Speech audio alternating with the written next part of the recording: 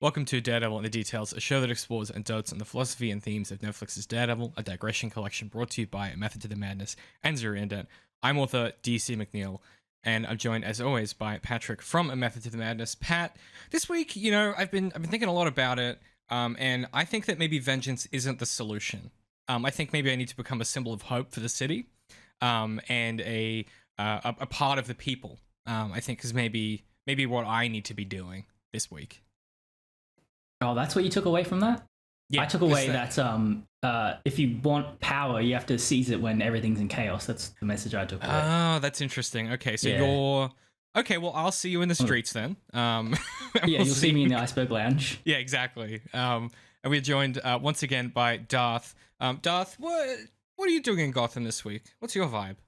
Well, he's doing business this week. If you take a look at what he's wearing, he's...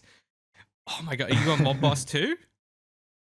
Yeah, this is definitely a grab the power kind of moment, because I mean Penguin just got arrested and Falcone is down, so who's the next person gonna be? It's a white jacket guy. Oh hell yeah, white jacket hat dude. Yeah, white jacket hat guy. The problem with that in Gotham is, like, if you have like one identifiable characteristic about you, eventually that's gonna become like the theme of your supervillainy. Do you know what I mean? Like, yeah. you're gonna become a supervillain themed around hats or something dumb. Like, I feel like that's the risk of being into anything in Gotham. There's already the Mad Hatter. He can't. It's already taken. Yeah. So something about jackets then, which is somehow worse. Yeah.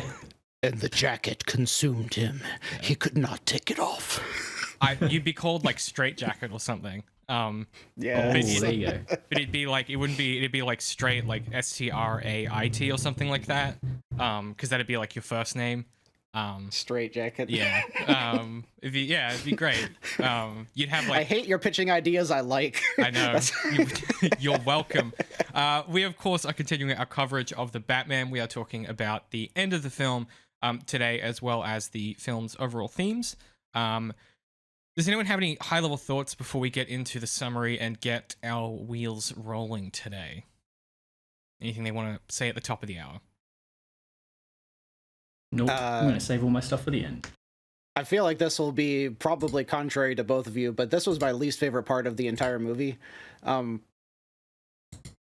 I mean... after Riddler gets arrested and all of the shenanigans start towards the end, everything got like super realistic's not the right word. It got unbelievable to me. I'm not really sure why, because everything felt grounded in reality as far as like the physical action and stuff.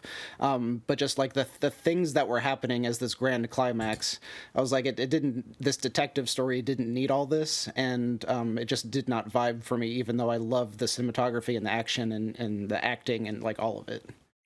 Yeah, they did a lot with practical water in this.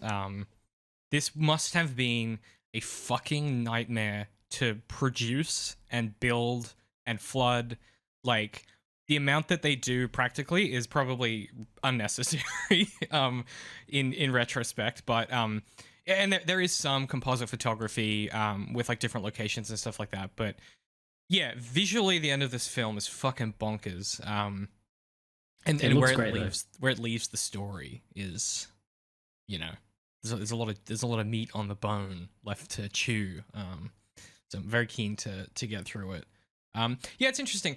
I think I agree that it's my least favorite part of the film, but probably for the corollary of what you said, which is the other two halves of the film are like so good to me that it's like, yeah, this is just like an action climax. Whereas the other ones is a lot more to kind of work through, a lot more material there to kind of pick away at. There's still quite a lot here, but I also really like how this resolves, and I think we'll have a lot to say about what the film might be about as well. And I'm very keen to hear Pat's thoughts, because I know he's got a more coherent sort of understanding than I do. So within the scope of, I also agree this last third least favorite, but within the scope of like superhero third acts, it's good because it has like a lot going on. But yeah, it's just how it goes, man. If you're making a superhero film in Hollywood, the third act is gonna be as good, And that's you just have to accept that as a law of the universe. Yeah. Yeah, it's true. And then the rare occasion where it isn't, it ends in a big downer note, like the end of you know, the one where Peter Quill gets mad about his girlfriend and then he causes everyone to get killed. War? Yeah, that one. Yeah. Yeah. It's unfortunate people remember that film fondly. There's stuff in that where you're like, okay. He was mean to your girlfriend, so you caused the fucking half of the people in the universe to get killed. Nice one, Peter. Also, isn't that his character that he was just like an idiot? Not by the end of so by the end of the second Guardians film, he's at a place where he and Gamora basically puts him in a position to be like, you need to grow up. And the kind of implication for an anticipated Guardians 3 at that stage would have been, you know, an emotionally not mature yet, but someone who could actually be in a position where they could put someone else's priorities above theirs. And that would then be, by the end of that film, he and Gamora could, in theory, then get together, having gone on their own separate journeys. The meta text and the paratext of being part of this big apparatus obviously changed what was possible. I still maintain that whatever that third film is that Gunn had in mind would have been bloody fantastic. Alas. Anyway, Pat, can we please hear the summary when you're ready? In the wake of Riddler's arrest, Batman and the GCPD investigate the workshop, diaries and ledgers of ciphers and codes, and of course, a bat in a cage. Within lies a final Riddler card to the Batman along with the murder weapon. The card simply reads, "My confession." We learn of the Riddler's fringe following, and Batman begins to suspect the Riddler knows his true identity. Gordon receives a call. The Riddler is asking for the Batman at Arkham. The Batman visits the Riddler in Arkham Asylum. Over an agonizing conversation, the Riddler explains he and Batman are allies, and we suspect the Riddler knows who Batman is. Bruce Wayne. Bruce Wayne. Perfect. In the end, Riddler doesn't know. He's twisted reality, lost sight of what's real, and he concludes by saying they would be safe here. Could watch the whole thing together. Watch what? The Batman asks. Looking for clues, the Batman heads to the Riddler's workshop and zeroes in on the murder weapon. And of all people, it's our B-cop who likes Bruce Wayne who names the murder weapon as a carpet tucker. The Batman pulls the carpet of the room away to reveal a map of Gotham's seawall and a message that reads, "A real change." This is the passcode to the Riddler's last post. The Riddler explains that tomorrow is election day and that the only way to change is to take retribution. 7 vans are parked along the city's seawall, and they explode as we learn this truth. Gotham City floods in seconds, forcing residents into Gotham Square Garden as a last resort. But the Riddler's followers are there with rifles, ready to turn the stadium into a shooting gallery. Selina tries to leave town but is forced inside with everyone else. Gordon arrives on scene and takes charge of the scene. The mayor refuses to leave, takes the podium and is shot immediately. Gordon drags her to safety and a gunfight erupts, but before anything really bad can happen, explosives cave in the glass roof and the Batman arrives. The stadium floods while Batman mixes it up with the Riddler cosplayers. After sustaining a shotgun shot to the chest, the Batman dangles over the stadium. The Riddler goon levels the gun, but before they can shoot, Selina saves Batman. Selina holds Batman on the catwalk, and as she kisses him, a Riddler goon knocks her down and pulls a knife. Batman rams an adrenaline shot into his leg and beats the goon within an inch of his life, only for Gordon to stop him. Gordon demasks the goon, who calls himself Vengeance. The power dies as the upper balconies flood, eviscerating the stage. A light cannon dangles over the water, threatening to electrocute the entire crowd. Batman grapples over and cuts the cable, electrocuting himself and killing Vengeance. He falls into the inky black water, colored by the red and blue of police sirens, the color of change. Batman emerges from the water, reborn. The Batman ignites a light in the dark and guides everyone to safety.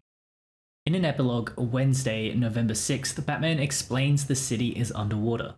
Martial law is in effect, but the criminal element never sleeps. The Batman realizes he must become more than vengeance. Hope. They need to know someone is out there. The city is angry, scarred, like Batman. Our scars can destroy us even after the physical wounds have healed. But if we survive them, they can transform us. They can give us the power to endure and the strength to fight. In a tag, a stranger in the next cell commiserates the Riddler's fall and proclaims they will be friends. Good friends. And Gotham loves a good comeback story. Selina is leaving town. She and Batman share one final moment riding away through the outskirts of Gotham. And the Bat and the Cat ride off toward different horizons and toward different lives. And so two paths diverge under the yellow phosphor lights. And for now, Gotham sleeps, a power vacuum fermenting among the flooding and abandoned streets. But that, of course, is a story for another rain-soaked evening.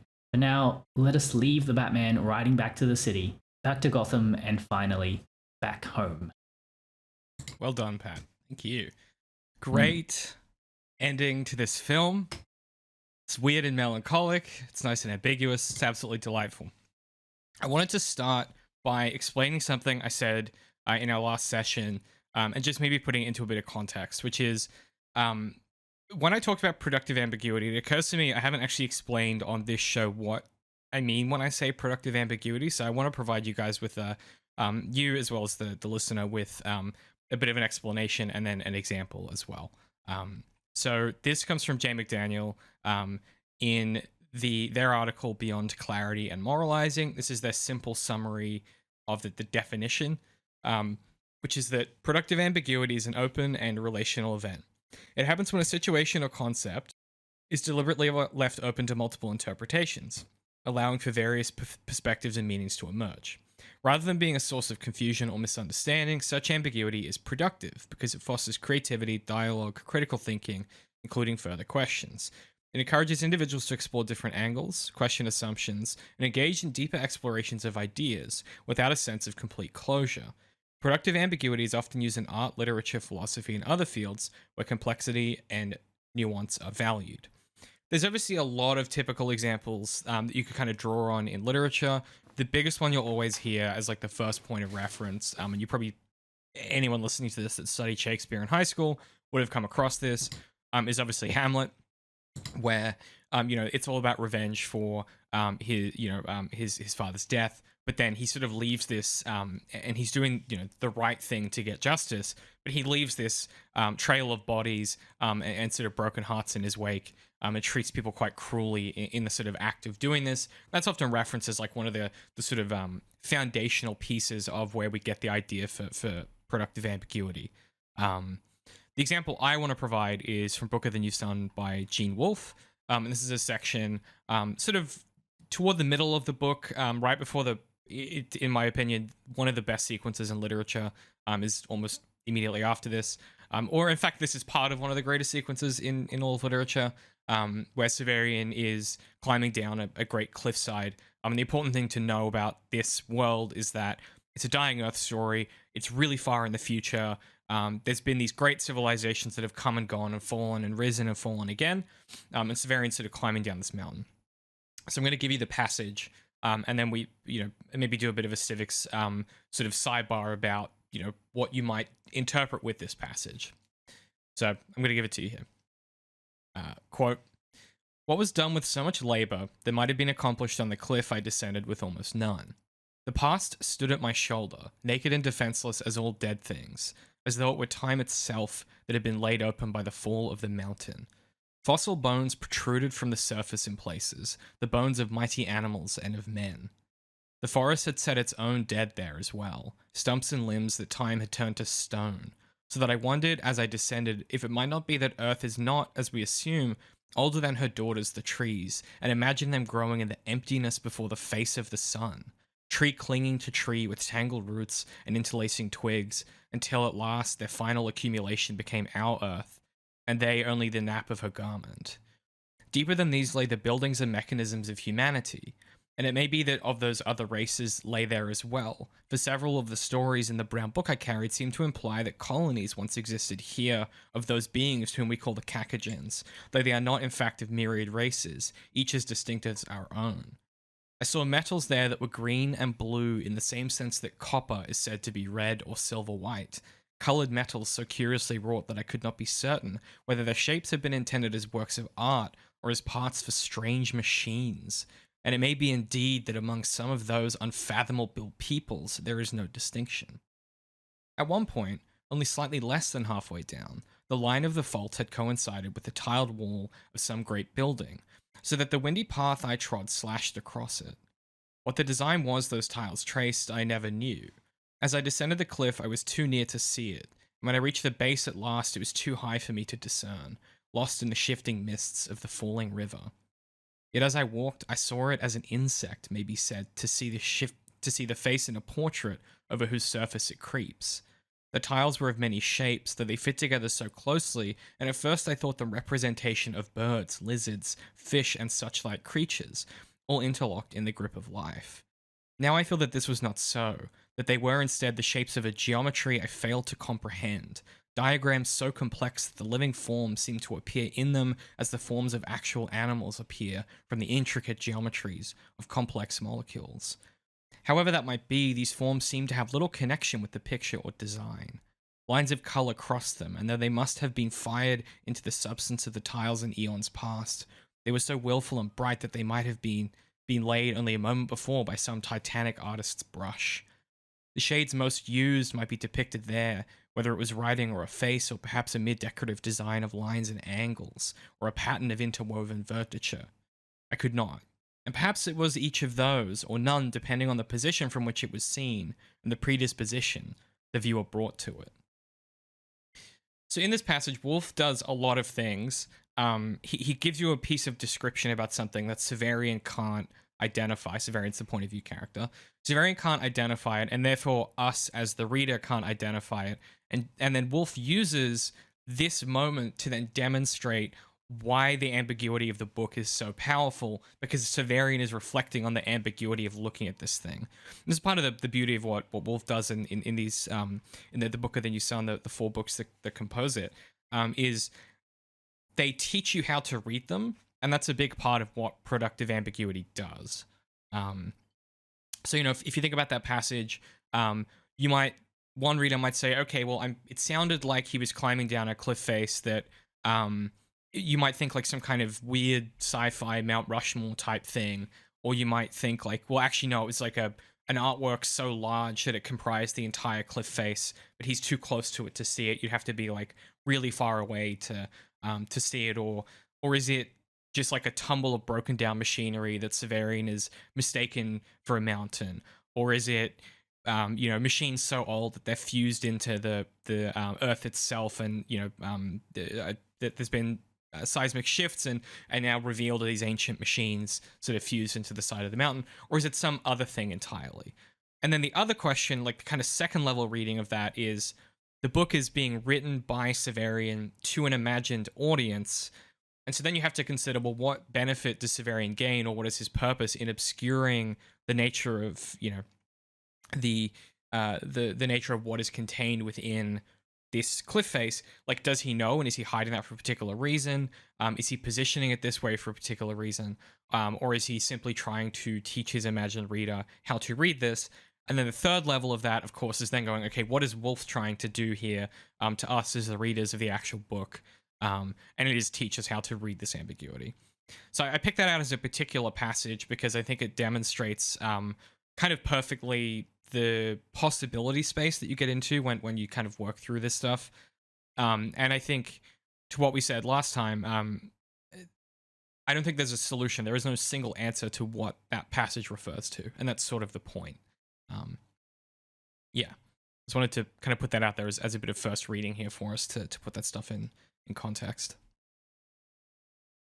I've got a lot of interesting thoughts on that, but do we want to talk about that here, or in a different...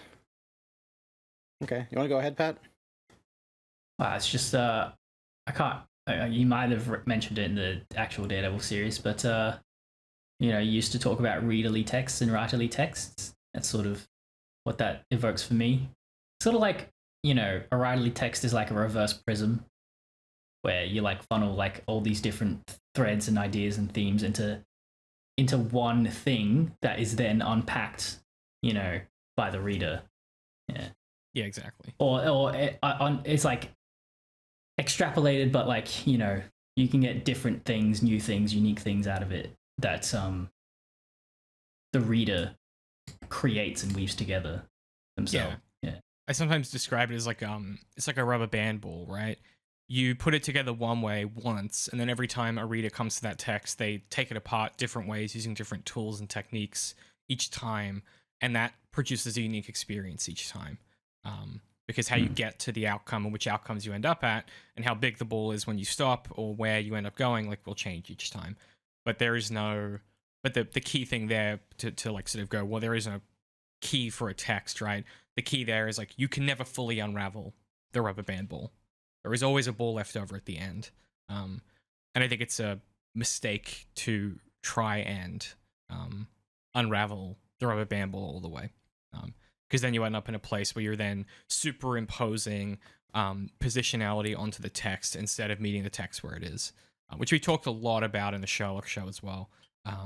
But I think they're all very much of a piece with each other. Yeah, we do talk about that a lot in Daredevil with sort of the decisions they make around. They'll show you a character doing something. In particular, Fisk is like a really good focal point for this in the show, where Fisk will do or say something, and it's up to you as the reader to go, okay, what was his intention with that? Like, what was he trying to achieve? And every time you come back to that text, you often have a different understanding of that, or a nuanced understanding of that. Mm-hmm. Yeah, man. The ability to inject nuance into text, it's like, that is the skill, isn't it? It's like, yeah, it's the craft. The inexplicable skill, of an author. Yeah. So the thought that I had about it was that so often in modern films, when audiences see something so ambiguous like that, the first thought is generally the script sucked or the director sucked, and it's very frequently that is the case. Like Abrams left it very ambiguous how the First Order was able to have hyperspeed tracking technology on all of their ships. Their little TIE fighters had this technology now, which before needed, a year before or whatever, needed an entire room in a huge Star Destroyer, and now it's miniaturized on this thing. And like, he left it ambiguous as to how that happened, as to how that has affected the resistance and all of this stuff. So just at a definitional level, that's not ambiguity, that's vagueness. So vagueness is where something lacks specificity. So you're right, like what you're talking about is 100% right. So that's like, there's two concepts here, right? There's ambiguity and then there's vagueness. Vagueness is where it lacks specificity so that the audience like can understand what like the thing is, or can contextualize the thing in the world. So like the vagueness of how did they do hyperspace tracking is like an error to an extent, right? Like what you're talking about is exactly right. The audience goes, okay, but that doesn't make sense, right? That's where you end up with vagueness, and it's usually a lack of specificity. I think that's probably most typified by like the Sony Marvel films, where, I mean, Madam Web in particular, it's just full of vague shit that never really feels like it's part of any particular world or story, where instead of for example going I'm trying to think of like an example, let's use the hyperspace travel just to put these two definitions side by side. It's vague in the current version of those stories, as it is vague how, the Star Destroyer stuff that Rye talked about in that Jedi Hermit recording. That stuff is vague because it lacks specificity. If they had gone, we were able to track them through hyperspace by using such and such an algorithm, or like this thing plus this other algorithm, this technology plus this new algorithm we've invented, that would be specific and it would produce ambiguity instead of being vague. So I think there are two different. And sometimes going for ambiguity lands on vagueness, right? It is a difficult thing to balance out. But I just want to make a definitional sort of point there, because what you're talking about is like is a product of an absence of specificity or an absence of texture rather than ambiguity, right? I think those are two different things. Well, really the difference was before that stage, because that's the audience reception and interpretation stage. But it seems like the real meat of how that could happen is with the writer, and whether or not, like, is this stuff supposed to be ambiguous to the writer? Because that's an entirely different conversation. Like, that entire passage that you read, like, does the writer know what that mural looks like? Like, is the entire thing mapped out so the writer understands, and the writer is doing this in a way that will intentionally be ambiguous to the audience, versus what Abrams did, where he didn't know how these things happen, and so it was ambiguous or vague or whatever to the audience. And my favorite example for this, my brother and I have argued about something very similar, where he and I were co-writing this story about these teenagers as like a coming of age thing at a monastery. And so these teenagers were having to decide, do I want to be a monk the rest of my life, or do I want to go out? So they go off, have adventures, and then they come back. 3 of them decide they want to stay. 1 of them leaves. It's completely ambiguous as to which one of them leaves. Ooh, well, and we got in an argument about it, because I'm like, you know, it's this guy. And my brother's like, no, it's not. We don't know who it is. And I'm like, everything in the entire story led to his character arc for him to be the one that leaves. So this was a case where it was completely ambiguous to the audience. One writer absolutely knew what happened, and the other writer didn't care, because he was trying to make it ambiguous. Or to him, it was ambiguous. So, like, that entire passage you read, like, I'm seeing both my perspective and my brother's, where the writer could either know what he's doing or not care what he's doing, because he's writing it so even he doesn't know what's there. Interesting. I mean, that's a really curious example, because I feel like the most classic example of that is the end of Waiting for Godot, where the big tension at the end there is like, well, these 2 characters go their separate ways or stay together. And the final line is something like, well, should we go then? And then the response is like, I suppose. And you never know what the outcome of that is. I think you're right. I think there's 2 ways of thinking about it, right? I don't think Gene Wolfe, when he was writing that passage, went, this is a big... I don't think he wrote that and went, this is this thing. I think what you end up doing as a writer, just speaking from experience, is you go, okay, I'm going to put this part of the description here because I think it feels like it could be this thing.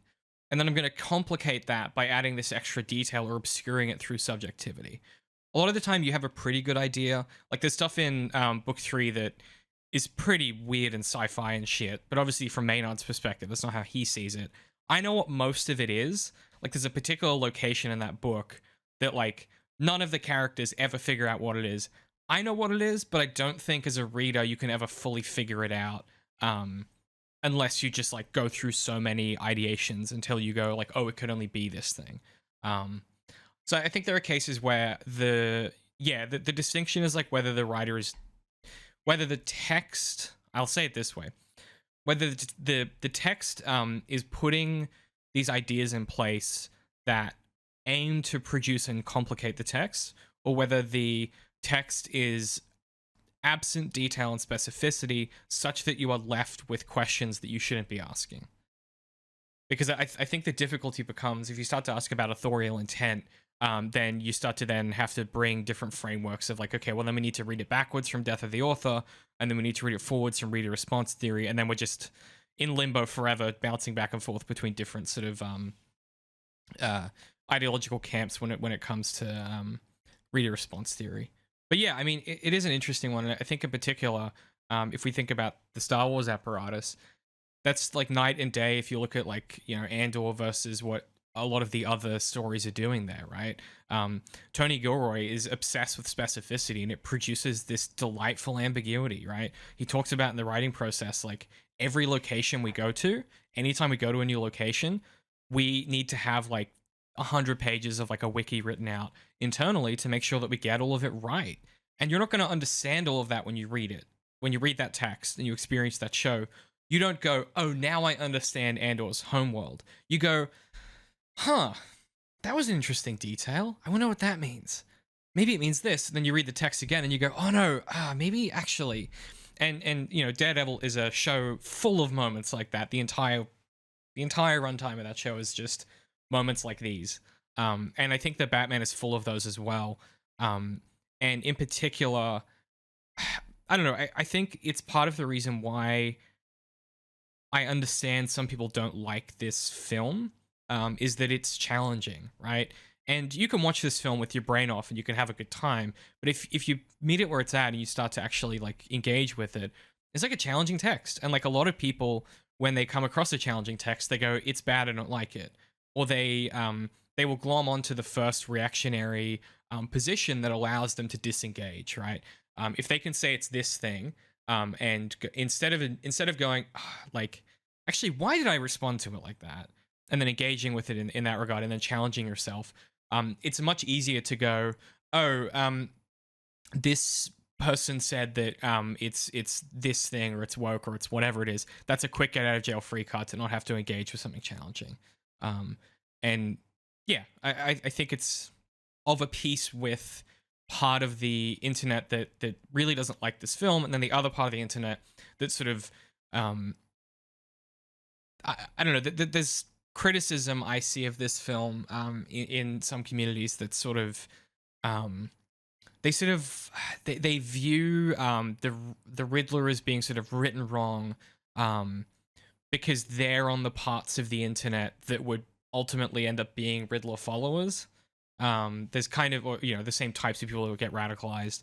You can imagine why they would disengage from the text in that way, versus people that just don't like challenging media, I guess.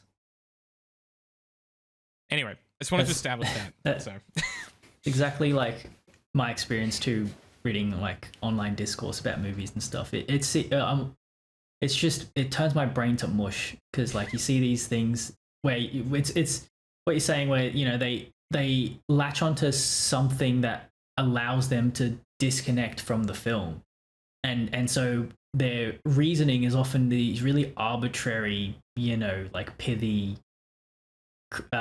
criticisms, but it just seemingly, you know, if you're just thinking about the film as a whole and you read these things, it's like okay, and that ruined the whole film for you. Like, it's interesting. Like, yeah, yep.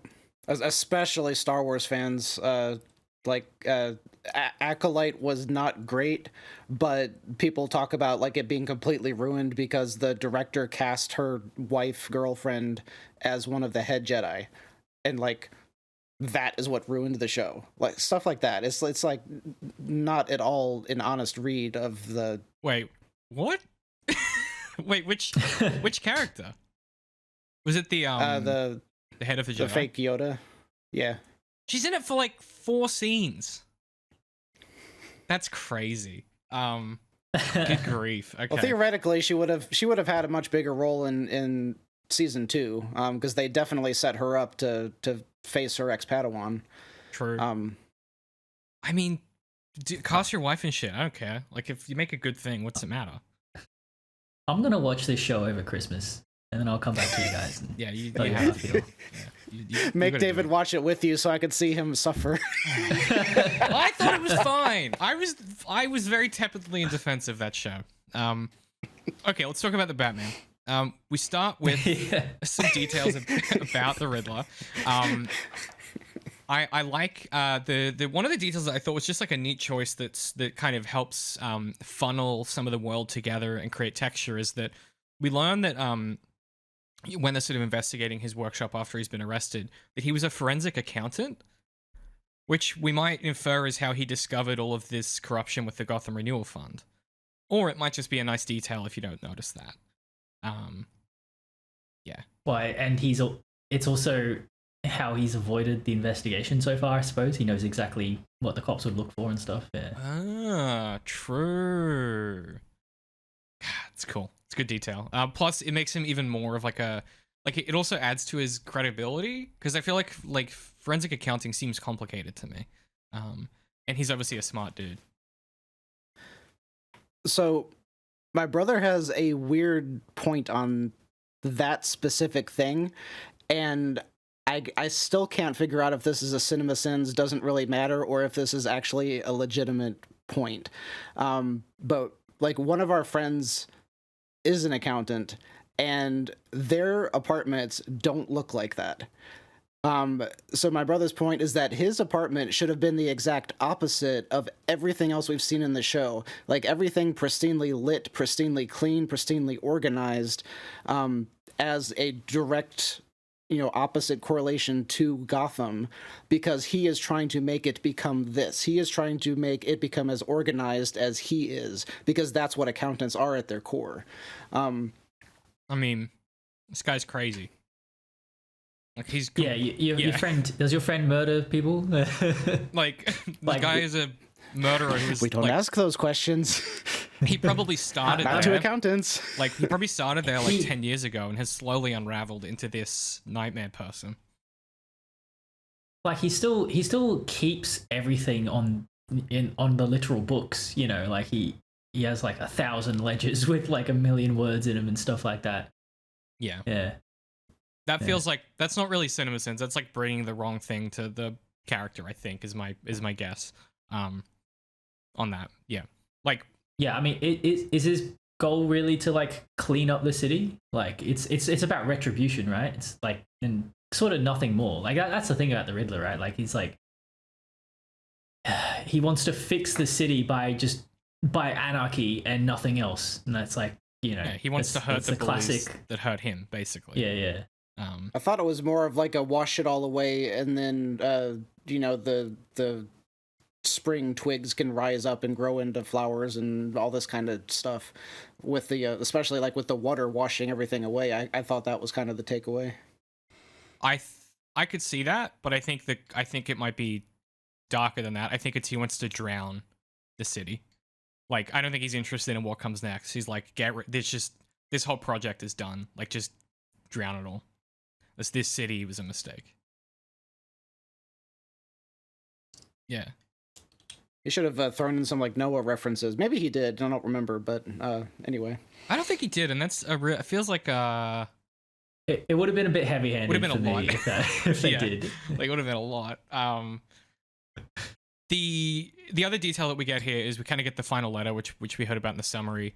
And the bat in the cage. Wait, sorry. Huh? I'm so sorry. I'm so sorry. Batman went to visit him at Arkham, right?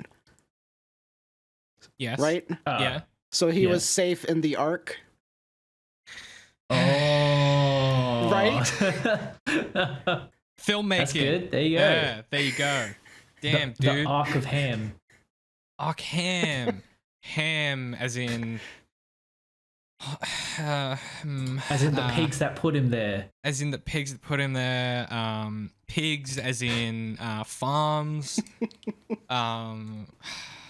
Farms as an animal farm. It's all there for the taking. I mean, it's really a simple film to solve. Safe in the Ark from the flood. You can't convince me otherwise. Yeah.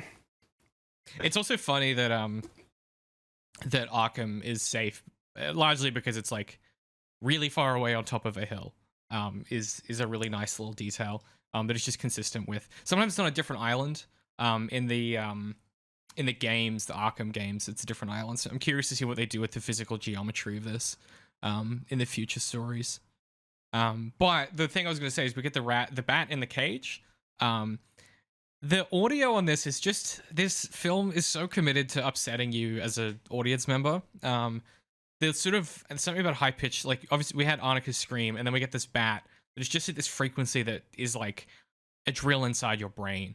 And they just let it go for a bit too long, so that just like, it's like, as you're like, okay, I'm done, they cut away. And yeah, we get this suspicion that perhaps the Riddler knows because of all the sort of newspapers on the walls and things like that. And, circling Bruce Wayne and, the truth and things like this. And so you kind of get this revisitation of, does the Riddler know who the Batman is? And that becomes the kind of key stakes of the visit. This prison scene is so torturous and slow and just like, okay, Batman goes in and he He's visiting the Riddler. And the first half of the conversation is just Bruce doing everything in his power not to react as he waits for the Riddler to reveal whether he knows that Batman is Bruce Wayne, to the point where, like, he literally looks at Batman in the face and says Bruce Wayne, and Bruce's eyes, like, flick over to the video camera. The script for this is just, like, truly incredible. And, you know, and the Riddler's like, I told you I'd see you in hell, right? Batman asks, what do you want from me? And Riddler goes, if only you knew how long I've been waiting for this day, for this moment. Been invisible my whole life. Guess I won't be anymore, will I? They'll remember me now. They'll remember both of us. His smile fades. He looks into Batman's eyes ominously. Riddler. Bruce Wayne. Batman's jaw clenches, betraying nothing. Riddler's emotion rises. He looks at the floor, stewing with rage. Bruce Wayne. Batman on edge. His eyes flit anxiously to a security camera recording. When Riddler's eyes snap back to his, the pause between them is excruciating. Then, bitterly, from the Riddler. You know, I was there that day, the day the great Thomas Wayne announced he was running for mayor. Made all those promises. A week later, he was dead and everyone just forgot about us. All they could talk about was poor Bruce Wayne. Bruce Wayne the orphan. Orphan? Living in some tower overlooking the park isn't being an orphan. Looking down at everything with all that money. Don't you tell me. You know what being an orphan is? 30 kids to a room, 12 years old and already a drophead, numbing the pain. You wake up screaming with rats chewing your fingers, and every winter one of the babies dies because it's so cold. But oh no, let's focus on the billionaire. The billionaire with the lying dead daddy, because at least the money makes it go down easy, doesn't it? Bruce Wayne. Riddler quiets, ruminating darkly. Walls closing in, Batman looks away to keep from screaming. Riddler sighs. He's the only one we didn't get. Batman lifts his eyes, stirring almost imperceptibly. What'd he just say? Riddler leans in conspiratorially. But we got the rest of them, didn't we? All of those sick, sleazy, phony pricks. Batman reels. Riddler doesn't know. And then the scene goes on from there. But that opening salvo of how slowly the build-up is to the reveal, that and just the amount of small acting going on is really phenomenal. I love that scene. It's always interesting to hear the decisions made between the script and, you know, what actually ends up in the film, because I feel like Robert Pattinson's performance is a lot more despairing in the final film than what it seems to be in that script. You know, like he's like in the script, it seems like he's kind of angry, whereas in the film, it seems like he's about to like cry or something. He's like, it's over. Like, you know, this is my whole life is over now that Riddler knows I'm Batman. You know, that's the reading I get from that scene. Mm-hmm. What about you, Darth? What's your vibe? It's good. Mm-hmm. Good, solid. It's good. Paul Dano in this scene is just acting his heart out. I love his little weird, like, he has this really good way of retiming stuff, doing these little vocal affectations that feel spontaneous, that is really impressive. In a way that I think is where I want to draw a delineation between this character and, say, Heath Ledger's Joker. Where Heath Ledger's Joker, it all feels like a very deliberate affectation.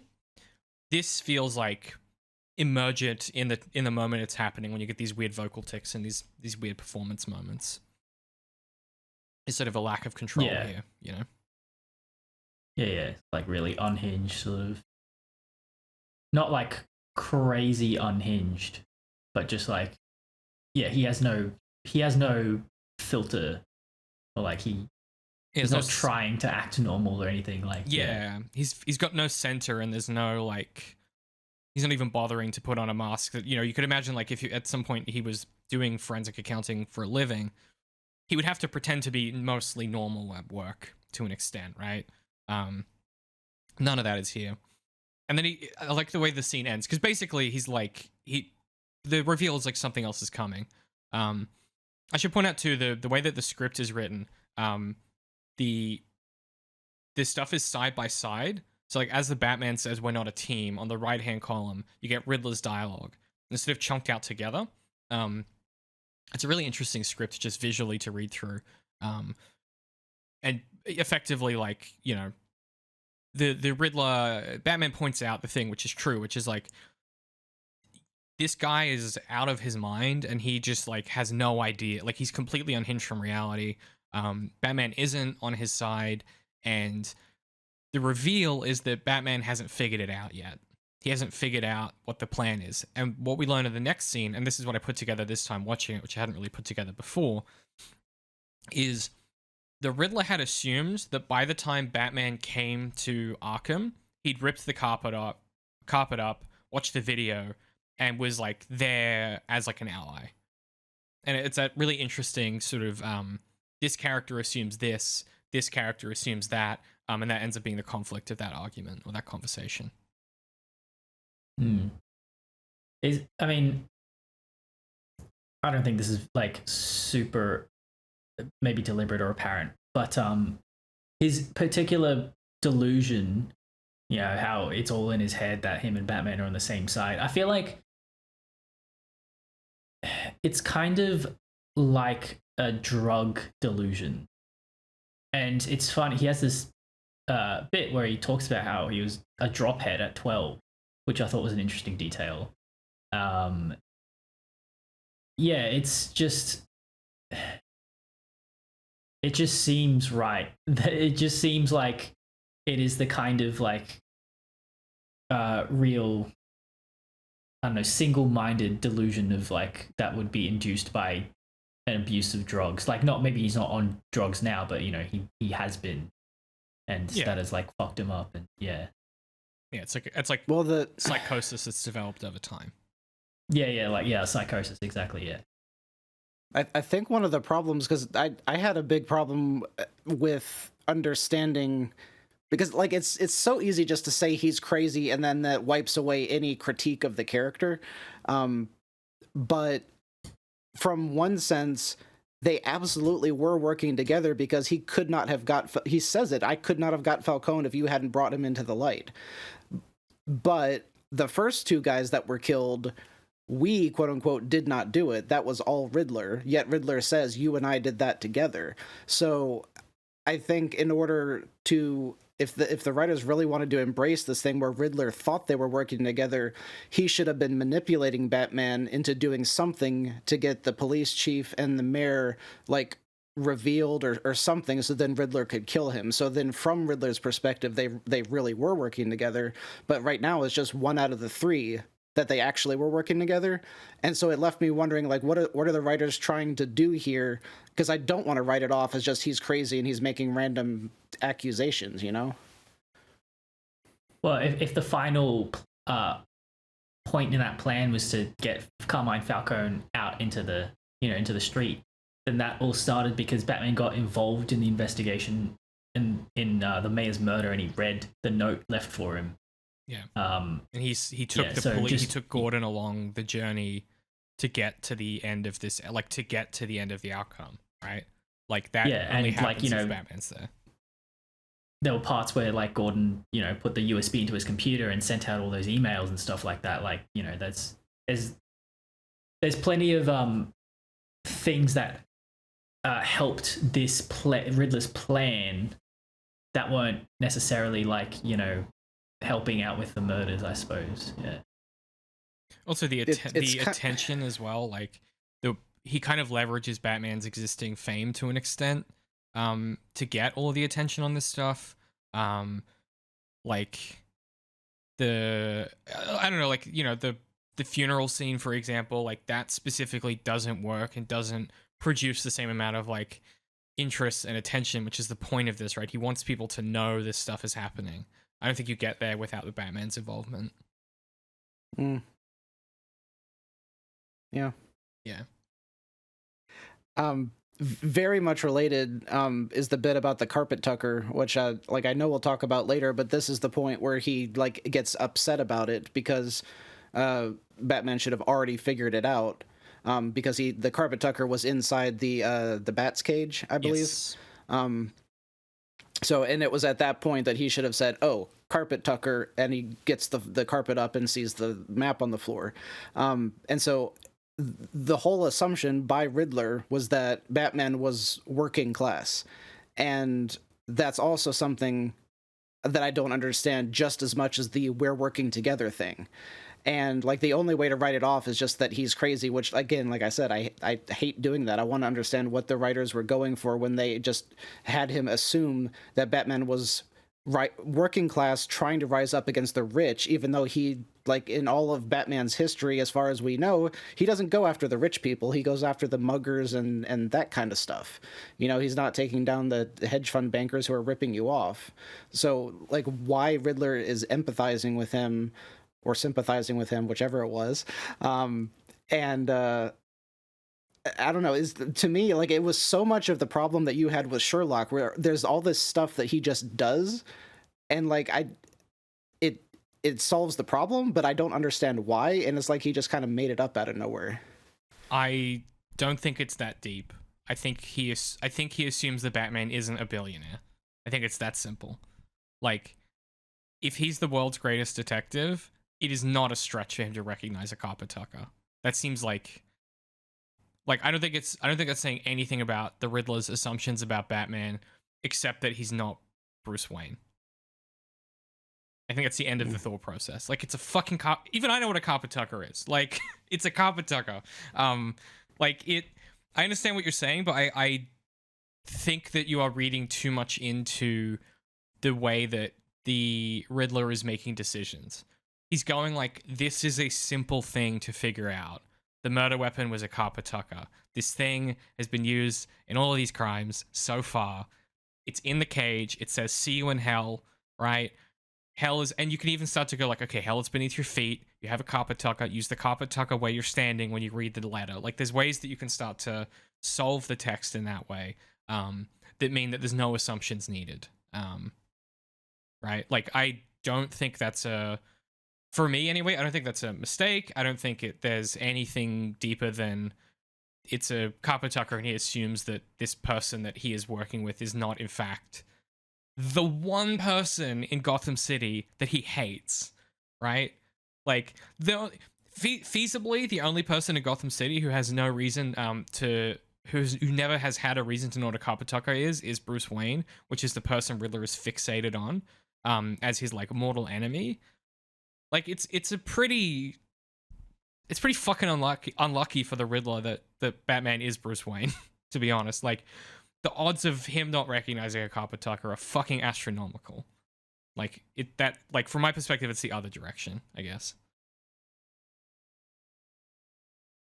I also love that you were like, you're just being too overly analytical, and that's my only move.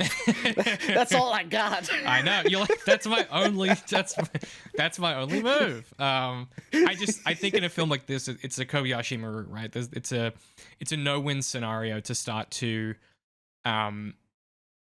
try and make it that neat, because you have more information than the Riddler does. You're kind of working backwards to it instead of going from the Riddler's perspective. What might we conclude is he assuming about the Batman versus a carpet tucker is a working class tool. Ipso facto, the Riddler assumed the Batman was working class. It's a conflationary move in my mind. My follow-up question is, like, the first 3/4 of this discussion, I was like, oh, I wasn't thinking deeply enough. Oh, I wasn't giving the writers enough credit. Now I'm like doing both, but I'm wrong. How do you, as an analyst, figure out, like, when do I give them the credit and think, oh, you know, they're thinking deeply about it, and when is it just surface level? Oh, it was just a thing, you know? It's a great question. Because I don't necessarily visit the writer's intentions in that way. I don't go like, have they been thinking about it deeply or not? I start with, okay, this detail is in the text. What does it evoke for me? And what kind of, what meaning can be made from that evocation and conversation with the rest of the text? So, like, the carpet tucker, even, okay, there's a way you can look at the carpet tucker and go, okay, the fact that this is the thing that was used as the murder weapon is deeply symbolic if you want to read it as symbolic, right? You can think about the ways that Bruce Wayne is a billionaire and he doesn't recognize it, and that's the only reason he's able to be the Batman is because he's this billionaire. There's a steeped irony there in that the system is able to the system of integrated world capitalism is only able to produce an actor that can work outside of the system of integrated world capitalism if they in fact rule the system of integrated world capitalism by being a billionaire, which is therefore an indictment of integrated world capitalism. You can get to that reading and you can have that reading, and I think it works brilliantly, right? But to answer your question, I think you have to think about the subjectivity of the story being told, and the ways that the story has taught you to read it is genuinely the thing, right? This film teaches you to read the Riddler's decision making as unhinged, but like mostly logical, in a sort of fucked up kind of way. And so you have to kind of go, okay, like the rata alata thing, right? Like the mistake that our boys make there with the Spanish is like so embarrassing, like just in retrospect for these dudes, right? It's like such a fucking L. But if you think about the Riddler's perspective, he assumes they won't make that mistake because it's a ridiculous mistake to make. Like he's not assuming they're Spanish geniuses. He's assuming they'll fucking look it up, presumably. You didn't even do that on purpose, did you? What? You said it's such an L. El Rata. It was literally an L. Oh. El Rata. I was not intentionally a pun there. I think, look, well, that's a good example of how things in your head don't get interpreted the same way. yeah, exactly. But I guess to kind of underline that, I don't think about it in terms of like when to give the storytellers credit or when to assume they've done something on purpose. I start with what is it producing for me in the text, and what else can I make it produce for me, and what other theoretical frameworks can I put on top of it to have it produce different things. And at some point, you will go through that process and go, okay, on my current reading, I think I'm happy and comfortable that it's this thing for me in this moment, right? When I come back to it next time, it might be a different thing. But I'm never going like, did they do that on purpose? I'm going, it's in the text, and I have to contend with the fact that it's here. And then from there, it's your responsibility or your kind of job as the critic to then work through, okay, what is this evoking for me? A corollary of this, like the other end of this, where it doesn't work for me, is I hate to drag Lauren Roberts. It's just the first thing that came to the top of my head. Her Powerless book. Literally on the first page of that book, there's a sentence where a character's like, I can't remember exactly what it is, but it's like, I gazed upon the city rebelliously or something. And I was like, oh, I'm in trouble here. Like, I just immediately was like, this book is not going to be for me. And, certainly it isn't. But that's a book where I never have that problem of what is the writer intending to do? Was this deliberate? It's all deliberate. It just doesn't work for me in any way, shape, or form. The maneuvers being made aren't things I'm interested in. They don't produce things I'm interested in. Even the shape of the thing structurally doesn't really work for me in the way that I expect from like a young adult novel of that kind of genre. But I could then also go to that book and do different readings to make meaning from it. I just don't want to because it's not my type of book. And so I think then it becomes a question of taste and disciplinary interest of what stuff you end up applying those lenses to, and what stuff you kind of go, nah, I'm good. Like, nah, I'm fine, thanks, actually. Or is it bad enough in a compelling way that you then want to go and attack it and approach it and pick it apart and figure out what were they actually trying to get to, what does work here. Like Solo is a really good example of that. Well, I think I've said this multiple times and I said it in that session, but like buried in that text is a really compelling story to me. And there are little bits of it left over in the full picture. I don't know, Pat, if you have anything that you want to add to the sort of craft perspective of media criticism there. Well, with that last bit of what you just said, that's how I feel about every Assassin's Creed game. Yeah. That there's elements of a good story, and then most of them they just got left out. Yeah.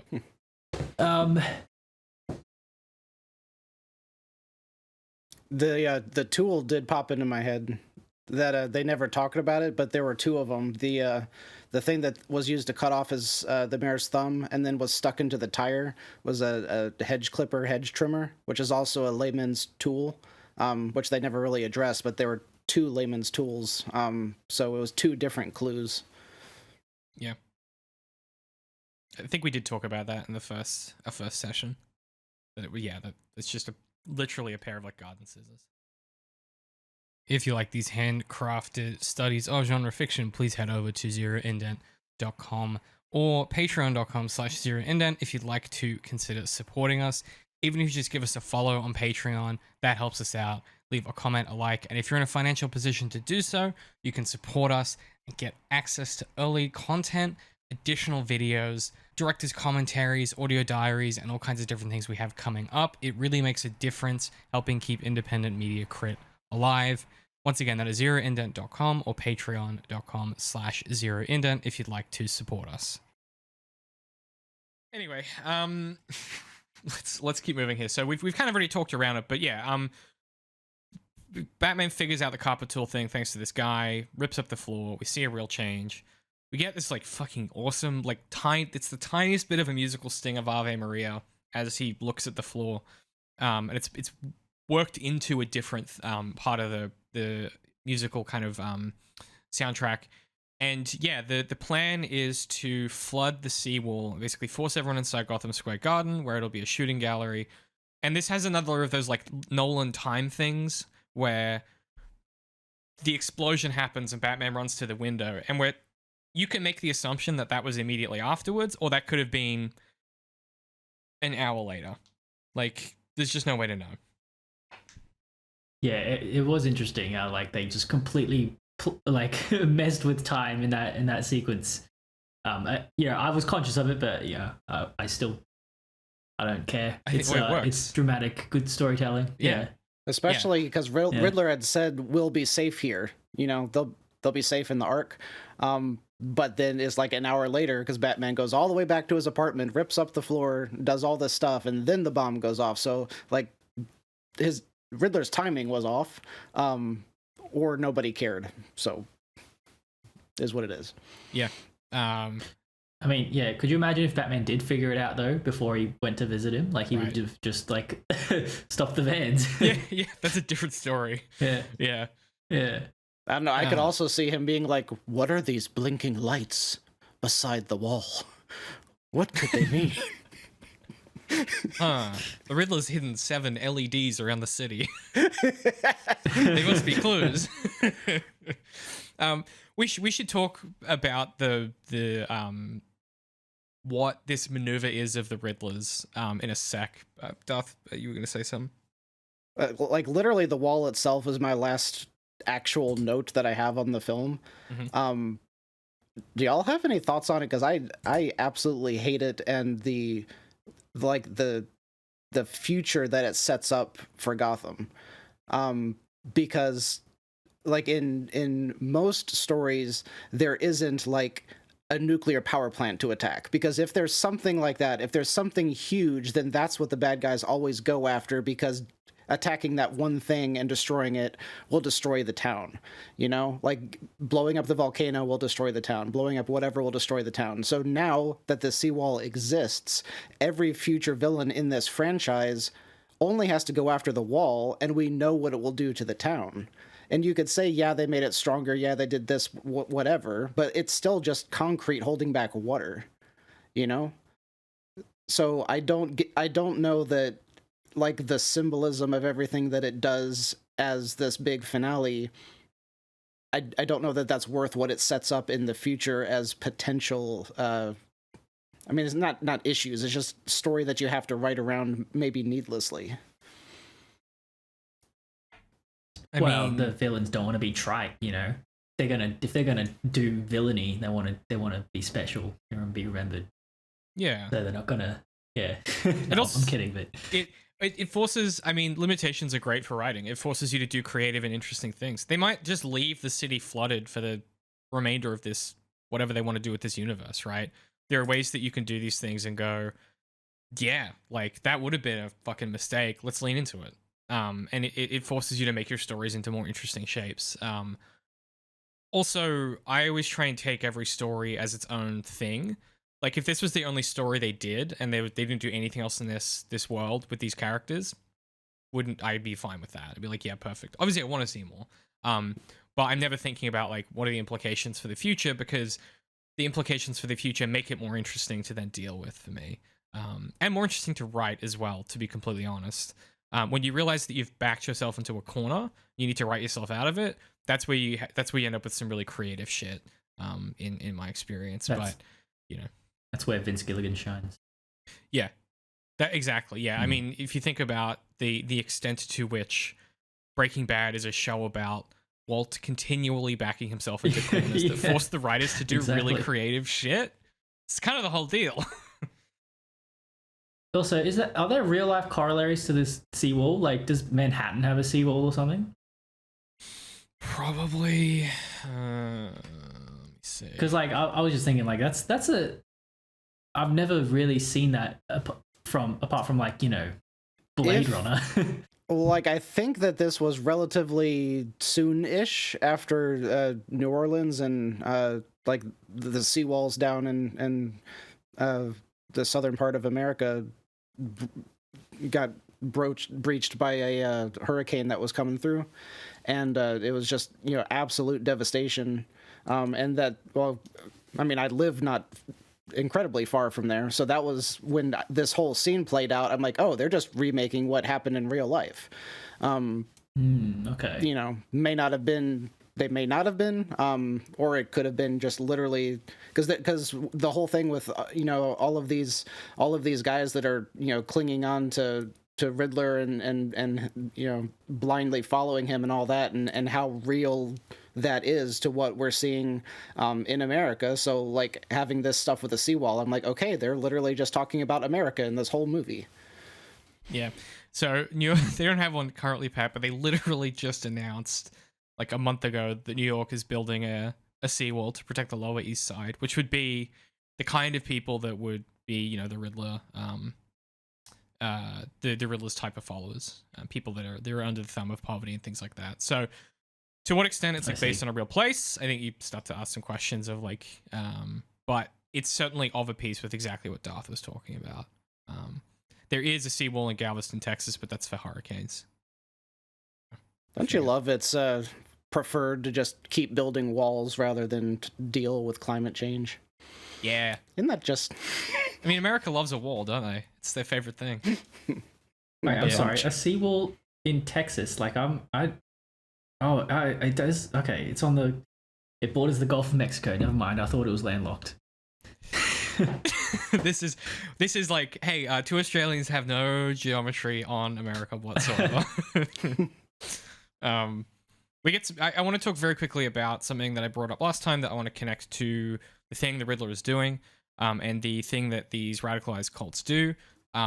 So like most cults that sort of end up radicalized online, this is ostensibly a doomsday cult. To what extent this has any theology involved in it, we don't really know. I suspect not very much. But then Ave Maria, Sins of the Father, it seems likely that there is some faith bundled in here, but the film chooses not to deal with it. We're going to assume that that's less important in this story. But usually these cults involve, you know, some kind of offshoot of Christianity or Catholicism and things like that. And ostensibly, like everything, like the Catholic Church, you know, it's a doomsday cult, right? Think about QAnon and everything that happened with January 6th, right?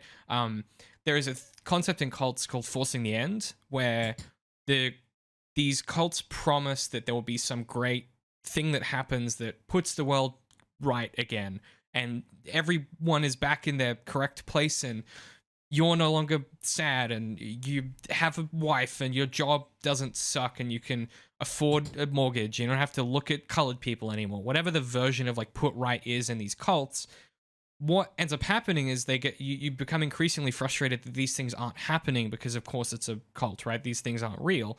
That they end up forcing the end, which is where they effectively, as the people involved in the cult, they go and they do the thing that they want to see, right? January 6th, there's lots of little examples of it as well with QAnon and things like that.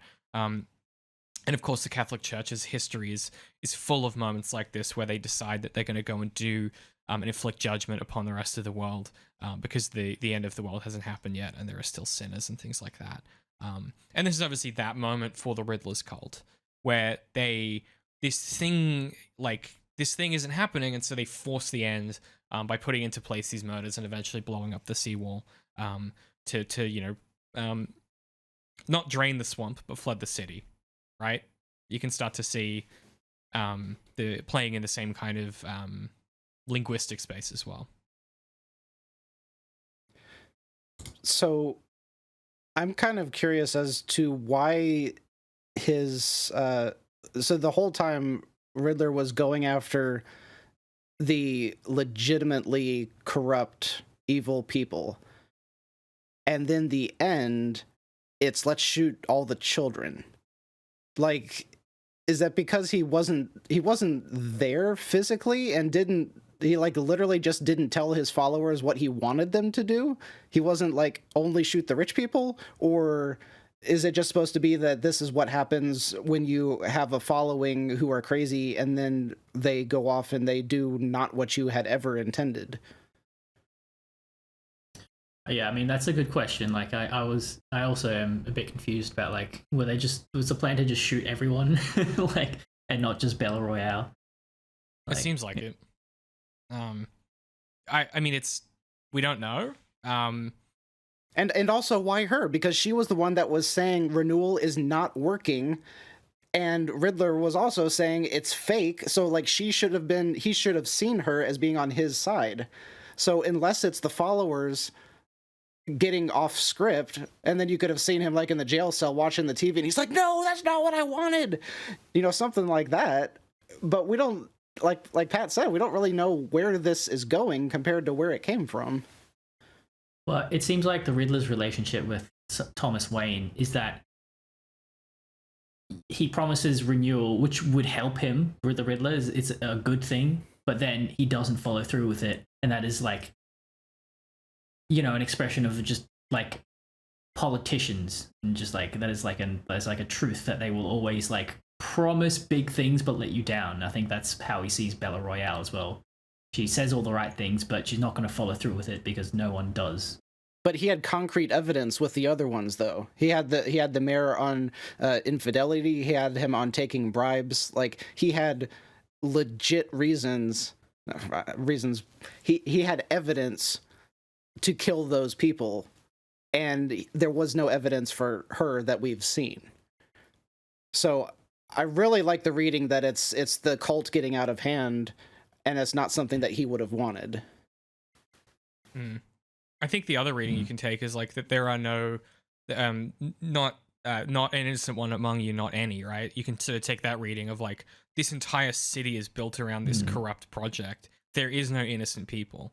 If the mayor's kid is a beneficiary of this corruption and needs to go, right? The sins of the father will be visited upon the son. There is no one who is innocent of this. We need to just wipe the board clean and start again. Or just wipe the board clean. He's not even really interested in the start again bit, right? We talked about that a little bit earlier. He has no interest in the start again. He's like, just wipe the board clean, right? You must be punished for the sins. There's also that angle too. You had said a second ago that there wasn't like much overt religious stuff in here, but like so much of what you just said has a lot of religious subtext, because that's the basis of Christianity, is that there are no good people and you need Batman to show up to save everybody. And if you didn't see the quote because you're only listening, that was quotation marks because Batman meant Jesus in that context. That was good clarification. Yeah, well, that's what I mean when I say that, like, the church, the Catholic Church is ostensibly a doomsday cult in the same way that, like, QAnon and these other offshoots end up being, right? They want some great big thing to happen that makes all of the bad people go away and leaves just the good people. And the good people, because the social is predicated on its exclusions, the good people are the people that we decide are the good people right now, right? Today, it's, we got to get rid of the illegal Mexicans. Tomorrow, and then it's like, oh, but, that's, but not the people that I know, not my neighbors, obviously. Oh, wait, hang on, no, they're coming for my neighbors now. Hang on a minute. wait a minute, and now they're getting rid of who? And like you can start to see like the sort of the ways that this stuff escalates from we've got to get rid of the corrupt politicians to everyone has to go. Like it's a very slippery slope because you have that underlying mechanism of a great cleansing or a great event that will, make this stuff happen. I think it just shows a very keen understanding of like how these cults function as systems of escalation. There is some other film that I've watched that is this exact thing where it's the leader hyped everyone up to do something and then they were all out of control and the bad guy is now trying to stop his crowd from doing the bad thing because it's not what he wanted. And I cannot think of what it was, but don't know. We'll find it and we'll put it up on screen. Yeah, you'll be seeing it if Darth can find it. City floods. Stadium floods. Selena, there's a great shot of Selena. She's trying to leave the city, and she, you get like this. It's just slick filmmaking. They're like, you'll have to go inside with everyone else, and it's just a shot of her boot and like water rushing past.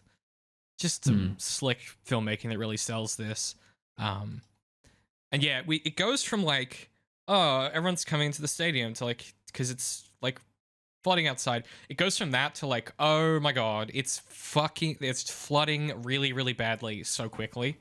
Yeah, Gordon arrives on scene, kind of takes a bit of charge. As we said already, Royale gets shot when she takes the stage. And this kind of then precipitates the big action set piece at the end where the stage starts, like everything starts to flood. The Batman explodes in through the ceiling and starts to take out the gunmen. And then you just get all these little beats of that action. And, he's flipping and darting and punching dudes. And he has this, like, there's this, like, nimble but, like, incredibly violent velocity that they give his action in this sequence, where he's fast, but he hits really hard. And it very much feels of a piece, in particular with some of the animation and the decision-making in those Arkham games, I feel. Perhaps more than it does with Nolan's choreography, where Nolan's choreography is a lot of like elbows and like kind of I think there's a name for that art style, like a judo or something like that, or I don't know, but the elbows is spot on. There is a lot of elbow action in Nolan's Batman. This feels like this Batman is not taking any. He's not interested in like a little melee. He's just trying to take these guys out as quickly as possible. Yeah, I'd have to go back and look again, but it was probably Krav Maga. Probably. Oh, yeah. Oh, wait, no, it's American Jiu-Jitsu, isn't it? Because there's a joke in that first film about it. I'm pretty sure. Yeah, there definitely was, but Jiu-Jitsu doesn't have strikes as much. But that's always been a Batman thing, is like he's supposed to be a black belt in multiple martial arts, and so you always see a sporadic variation of stuff from him, depending on what you're watching, because like in the animated series he just did like reverse roundhouse kicks and it's awesome, or he'd fly through a window and just tackle you to the ground. Yeah, and the cape is spinning, and you just see his foot come and whack, and we just get a batarang to the side of the face. Like that show rules. I've been watching a bunch of those in the background at lunch, like during lunch, like while I'm eating or whatever, during lunch, and they're just really great. That animated series is so good. I just watched the one where he gets captured by the Mad Hatter, and he like dreams that his life is like that his parents never died. And he, like, I was literally just Batman. about to say that episode. Yeah, it's so good. Oh, so heartfelt. Like, freaking kid show. It's brutal. Oh my gosh. His dad is like really nurturing, and he's like unraveling because he knows something is wrong. And Selena, his like fiance, is like I feel like I'm losing you. Like I don't know what's going on. And then at the very end, he has to like fight Batman, and then he basically decides to take his own life rather than live in this lie. It's great. It's a good episode of TV. Also, just like fucking heavy for a kid's show. Yeah, it's crazy. But yeah, the other thing I like about this fight is this isn't Batman fighting like trained criminals. These are just normal dudes. So they go down very quickly. Like, this is a numbers game in a way that we haven't really seen. Like, when he's fighting in the Penguins Club, he has to deal with the fact that these guys know how to fight. These guys that he's fighting now, they don't. They just have guns. And so his job is to get the guns away from him as quickly as possible and then take them out. And there's a really well communicated sort of I just think the fight choreography is very good here, in communicating a lot of that. And he finally does something that Darth has been asking for, which is as he's like hanging off the side of the thing, he drops a little explosive down that explodes the canister that would like administer like a fire extinguisher canister, and it creates this like big like foof of smoke. And then he like launches out of up the smoke and takes all the guys down. It's fucking awesome. And then he just immediately takes a shotgun shell to the side of the face. Like right after that.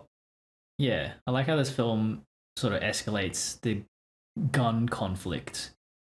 In the first episode, we were discussing the physical parameters of his, gunshot impervious armor, and that it does deflect bullets, but it's not like 100% perfect, and then it sticks with that, and then until when he gets point blank shot with a shotgun, and then that's the limit pretty much of like what he can take, of like what the suit can take. And yeah, it's just like that. It's cool how they stick with that.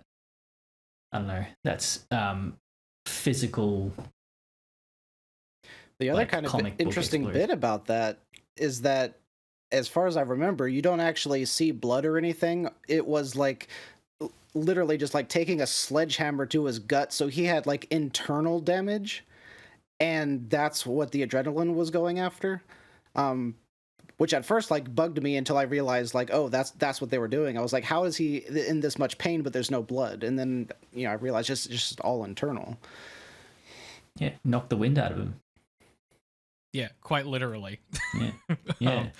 Yeah, it's it is a very it's a the escalation is right, Pat. I hadn't really thought of it like that. But yeah, it's a real escalation of like the physical problems that he has to deal with. Like, he might be his suit might be bulletproof, but he isn't, Now there's one thing that I absolutely hate about this fight, which is the same thing that happens in like the final fight scene of like almost every big action movie or superhero movie or whatever, and it's that the army, the cops, the whatever never show up to help, and it's always just the Avengers trying to save the entire world because the military is like, oh, let's just let the aliens come down, we don't care, so we're not going to show up.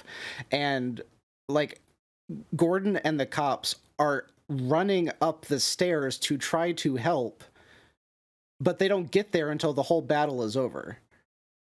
Right? That's because the Batman deals with it so quickly that there's literally like 2 guys left by the time they arrive. And that's just a like, I don't know if trope is the right word, but like the movies intentionally try to take the rest of law enforcement out of the situation to make the entire ending rest on the hero. And I want it to be a team effort. I guess I'm like, the cops could have been helping. They could have been picking off people while they're running up the stairs. Something like that. Like fighter jets could have shown up and they could have helped Tony as he's pushing the bomb out. Like, that wouldn't have detracted from the story to have everyone working together. But like almost all of these stories, they don't do that. They rest everything on the back of the hero. I mean, in this story in particular, they're just not there yet, right? Like, no, they're there because Gordon is the one who pulls the. I don't mean physically. I mean, the police and Batman aren't in a position where that is possible yet. Like, they are literally. He is still vengeance right now, right? He is still this enemy of the police. It's not until he sort of falls into the water and leads the people out that it becomes a possibility they can work together outside of him and Gordon. Like, just schematically, it wouldn't make sense from a thematic resonance perspective, and even just these guys aren't going to put their life on the line for this guy. It's basically just Gordon. Like, they're just not there yet. Is my feeling anyway. I think if the writers had been intentionally trying to do that, then they should have only had Gordon be the one that run up on the catwalk, and the rest of the cops are like, we're not risking our lives for him. So Gordon runs up there, and then the cops all watch Batman fight off everyone single-handedly, save all of the kids from way up there and all of this stuff, and then they're like, oh, this isn't just vengeance, this is a good guy. And then at the end of it, when we see the cops like pat him on the back and stuff, so like we see that they've formed some kind of relationship, but I don't see how we got there from this scene, because in the shot, Gordon and the cops come up behind him and they stop Batman from beating the dude to death, but that's the only interaction between the two of them, and somehow that leads them to having this camaraderie, which I don't see that. I get what you're saying. I just disagree that. And I get what you're saying. Yeah, I get what you're saying. I just disagree that it's a problem. They just get there too slowly. Like, and I understand what you're saying, which is like it would be cool to see a team up. I think you'll see a team up in future stories. But this not this story. It's not there yet. Patrick, you're the tiebreaker. Yeah. Wait, what are we arguing about? Just that the cops didn't help him, and that doesn't gel with the rest of the movie. Like whether the cops not helping is like intentional because he isn't thematically ready to be a good guy and be part of the cops. He's still vengeance, so he can't accept help from the cops. So that's why they don't show up until after the fight is over. I kind of think that the movie, there's so much going on that it's like not the movie's concern at all. It's just like, how is Batman going to deal with people with guns? It's like, that is just like a pretty meaty, like, thing to choreograph and tackle. Yeah. It's like if you have cops shooting from the ground floor, it just like complicates things, I feel. And it's a bit, I don't know, I feel like it's a bit cheesy as well if you did that.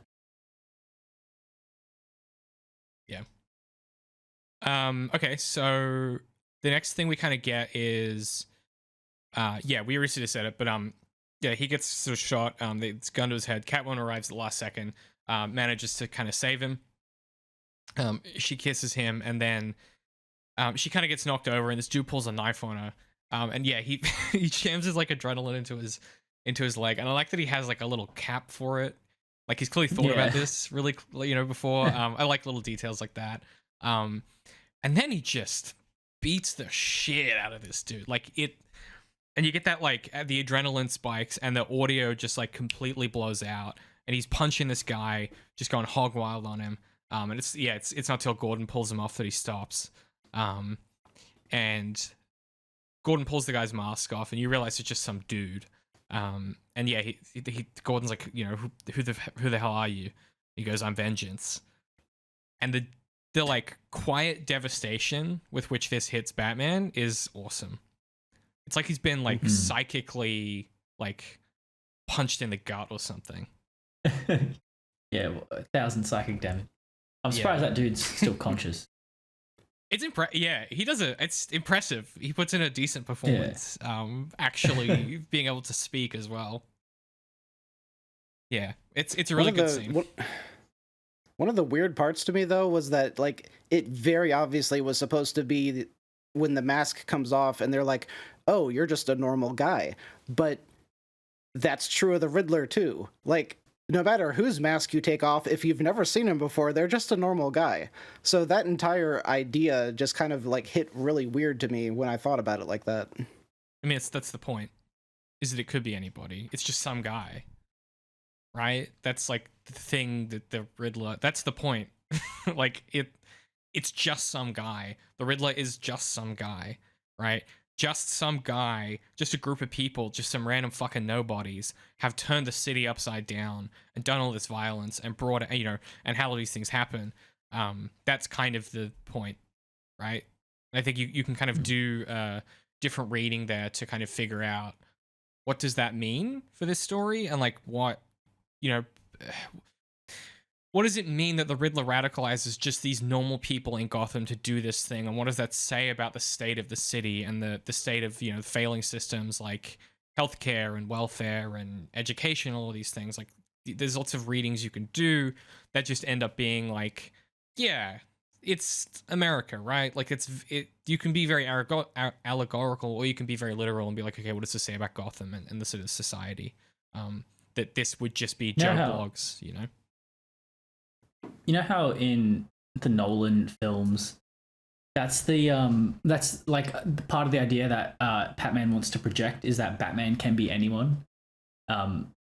So in the context of this film, that idea isn't stated anywhere. But I wonder if it was, then that would be another degree of like devastation, where once again that idea is twisted. Batman's idea is twisted back onto him because, you know, you already have that one degree where he says, "I'm vengeance," which is what Batman has been saying. But yeah, then you could have the other part where he's like, "I'm nobody," you know, like as if Batman's inspired him to shed his identity in order to, you know, to help the greater good or whatever. I mean, they put masks on, right? Like they're doing the Batman thing, right? Like they're doing the same thing Batman is, right? You get Riddler calling attention to that in the scene when they meet up, when he's like, you know, look at your mask, like it's magnificent. You would have, like, you should have seen mine. Right? We talked a lot at the start about like the noir genre being a lot about truths and sort of the masks that we present to others and the masks we present to ourselves. And I think this is very much in conversation with that, where the point of the mask is to hide something about yourself, and what these people have done is hide their identities to do this great act of violence inspired by this other person doing that same thing, and doing that act of violence as vengeance, right? And that's what Batman's been doing, right? Like the thing that happens throughout this story is he does these tremendous acts of physical violence, and he positions himself as vengeance. And this is a moment of like confrontation with like, well, if he keeps going down this path, who else is he going to inspire next? Like he inspired the Riddler, you know? Where does this journey end? Yeah, there's that great line Riddler says to him, where it's like, "You showed me all it takes is a little fear and a little focused violence," or something. That's exactly the tools that these guys are using. Yeah. And he says in that moment, like, and I couldn't do the violence. And so he's been using Batman for the violence, and then now he's using these people that he's radicalized for the violence, right? These are instruments of his inability to do violence because he's just like a little dweeb, right? He's a little skinny guy. The mask thing is interesting because that's something that I've been writing on as part of the Acolyte review. And it's not just that they can be concealing something about yourself, but it's also a method of taking on another personality that you maybe wish that you could portray all the time, or that you just want to portray for, you know, a little bit. And there's all kinds of examples of people putting on masks so they could go and you know, either do risque stuff or do criminal stuff or whatever, and that's not trying to hide something about themselves or you know, hide a personality flaw. It's literally just hiding their identity. But where I took that with Acolyte is that with Ben Solo, when he wore his mask, that was the affectation of him trying to be more evil than he really was. So his mask was meant to conceal something that he was lacking. But in Acolyte, he wore a mask because the writers wanted him to look cool, and so they put him in a mask. The character had no reason to wear the mask aside from having the reveal at the end of the show. So his entire reason for wearing the mask was exterior to the story. It was only for like the reactions of the audience and everything. So I mean, wasn't there also a tactical? Wasn't there a tactical reason? Like, didn't it mean that the other Jedi couldn't sense him? Theoretically, but I see so many holes in that as well that I could argue against it. So yes, it is tactical. It can short out lightsabers, and it strengthens his ability to fight because it's just him and the Force, and all of this stuff.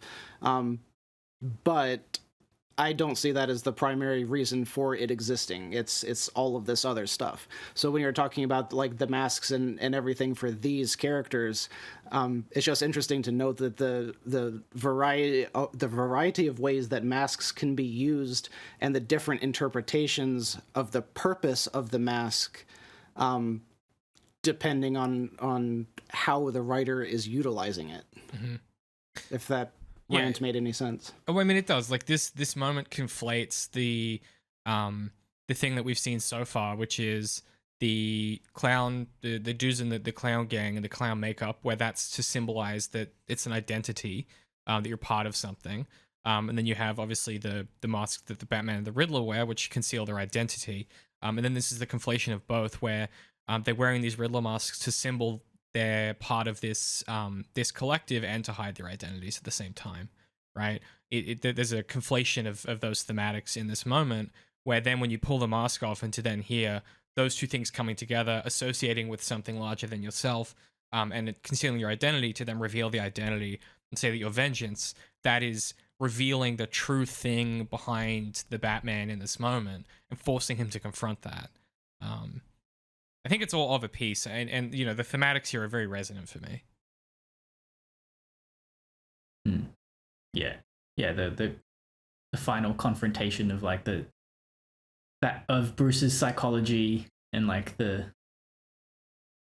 themes of this movie of like, you know, of a facile and inadequate worldview.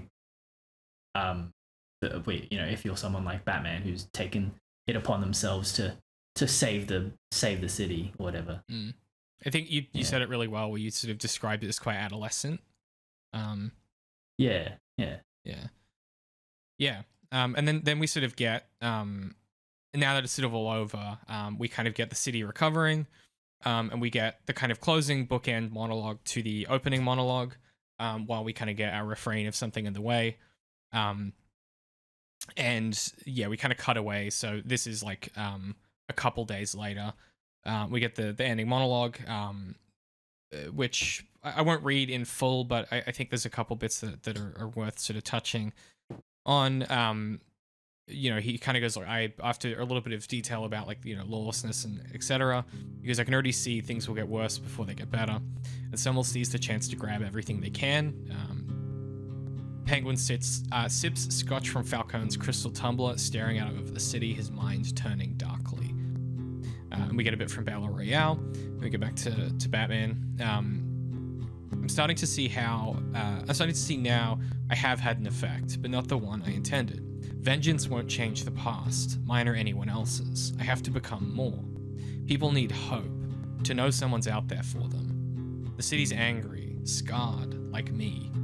Our scars can destroy us even after the physical wounds have healed, but if we survive them, they can transform us. They give us the power to endure and the strength to fight. And then we sort of, we get Batman helping people evacuate. It's a really great bookend, and I think is exactly Batman talking about what we were just sort of working through. It's him realizing like he has to become more, and that's going to be his journey. And the kind of journey of this character and his internal psychology is like, how does he become that? And what does that mean for him? Yeah, vengeance won't change the past, mine or anyone else's, he said. Yeah, exactly. Right. And that's true for, you know, every character in this story, right? For Selina, for Bruce, for the Riddler, you know, these characters that are contending with their past and trying to deal with it. You know, vengeance won't solve anything. You have to do something else and be something greater than that. I think the most important bit is I had mentioned it before, but when Batman is helping the it's the morning after the flood, and he's still there helping the kids get on he's helping a kid get onto gurney so the helicopter can take him. Kid's absolutely flipping out, and Batman's just like, it's okay, you're gonna be fine. And like, it's just his presence that calms the kid down, and then someone walks by and like pats him on the shoulder, and like that scene is the change, in my opinion. Like, that is when we see that in the public's eye, that this character is now something different, that he now represents that hope because we see it like from the eyes of a child, or trust. I don't know where trust might fall into this whole discussion, because that hasn't really been a theme so far. But anyway, yeah, I think that scene was like hyper important for like the whole monologue like relies on those visual images. Yeah, it is such like a evocative like visual portrait of Batman in full daylight, you know, covered in like muck and stuff, and helping like a relief effort, you know, carrying people to like chopper beds and stuff. Like it's such a I've never seen that in any Batman media or anything like that. Like it's such a unique. Well, that's the joke. It's said in multiple comics that like when someone is like angry at the heroes and they're like, you always disappear. You beat up the bad guys. You destroy acres of land. You destroy all of these buildings, and then you walk away, and my home is in rubble.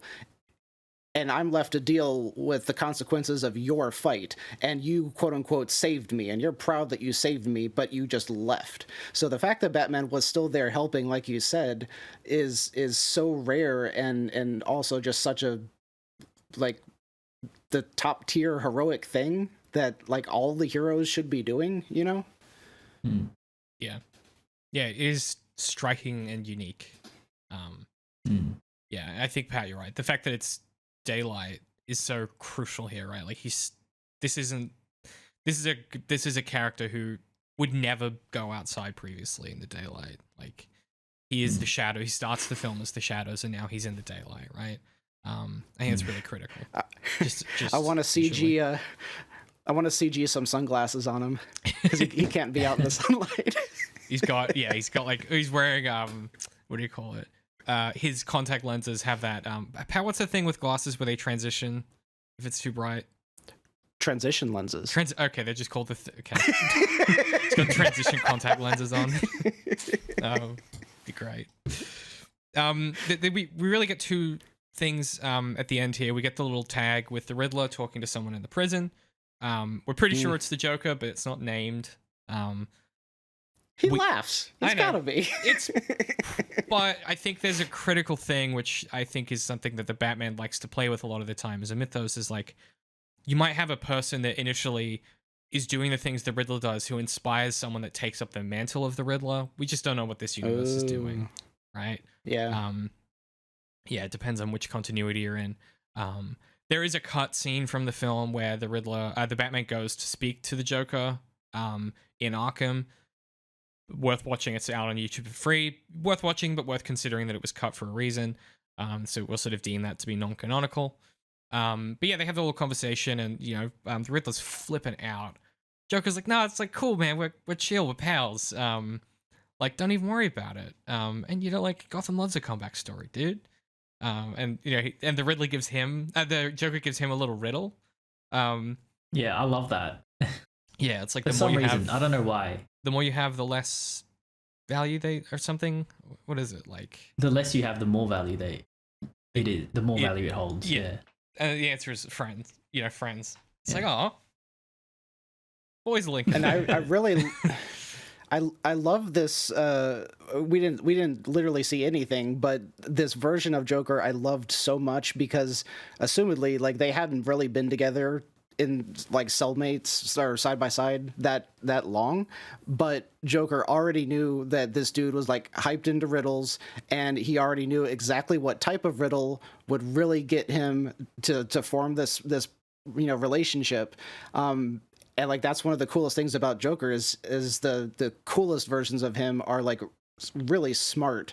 And I that's what I saw from him was like this intentional way of interacting in a way that would form this bond, and could point to a really interesting villain in the future. Yeah, like you could read it as a very manipulative, like yeah. He's taking advantage of this like really vulnerable dude in this moment of like, this is the lowest point this dude has ever been at, right? You know, this is the Riddler being the Joker being like, hey man, I know you're really bummed out, but like I got some shit that you can take, you'll feel much better. first hit's free, bro. Like, you know. And I loved his acting too, because he's Riddler is like climbing around like a caged animal. Like I think so many stories or so many directors or whatever would have just had him like sitting there with his head in his hands, and he's just like, he looks lost, and that's it. But his like the animalistic quality just added so much. It was just so cool. Yeah, he's kind of whimpering as well.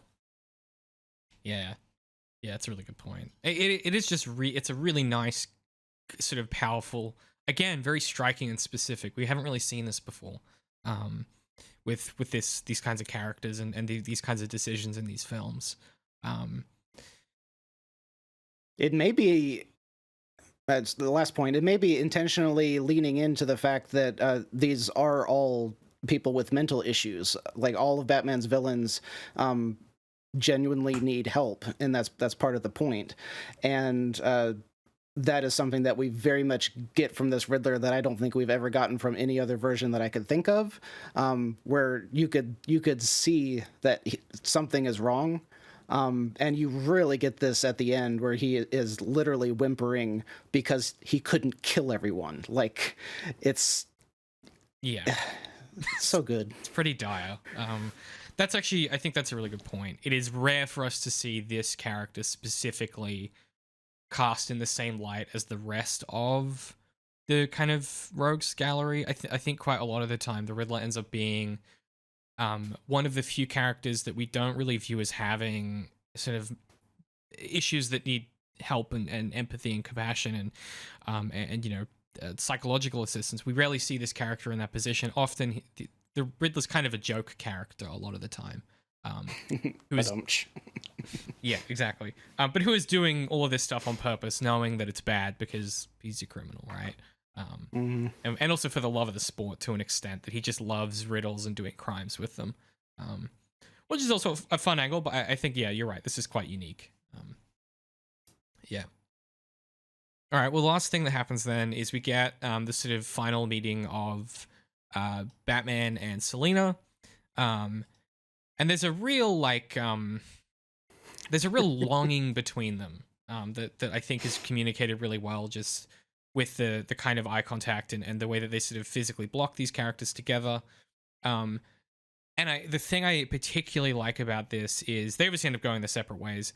But what I like about this is the first time they meet, so they've kind of swapped sides here. So the first time they meet, Bruce is probably in a place where they could have been in a relationship, where Selina wasn't. And then by the end of the film, he's in a position where he can't be with her, and she's gone the other direction where now she's in a position where she could be with him. So they've kind of done that, you know, positionality wise, which is just my favorite sort of maneuver to do with like sort of romances like this, is like, the timing's wrong, with where these characters they just are. missed each other. Yeah, exactly. Yeah. Yeah. For some reason, it's such a poignant ending for me. Like, the fact, like how they just missed each other. Their paths just crossed in this like little transient moment in time, and they both bettered each other to some degree, you know, but like not to a final degree at all. But you know, they just like, their paths crossed and they both came out the other side a little bit better, and like then they both went their separate ways, and he gives that little smile at the end when he's looking in the rearview mirror, and it's just like what could have been. It's really poignant.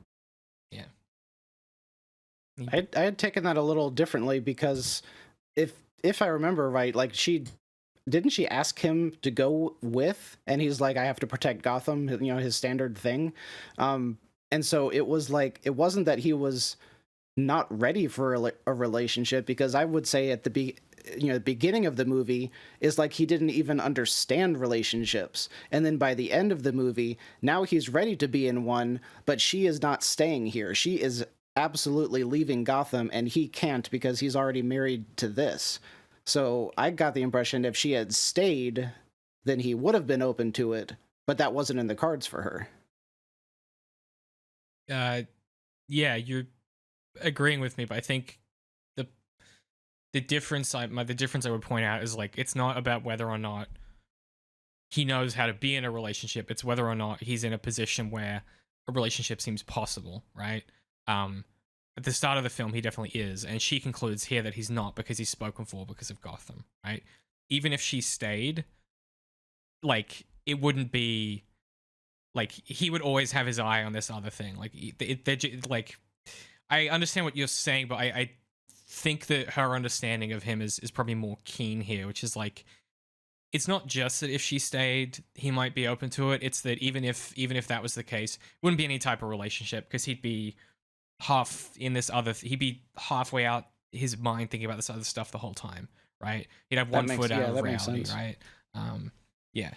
And yeah. Yeah, I was thinking like very practically of like putting a ring on it and not like the, you know, emotionally Yeah, I'm going to be with this other thing, you know? You're like, physically, could they be together? I was more thinking like the quality and the nature of the relationship because of their internal psychology.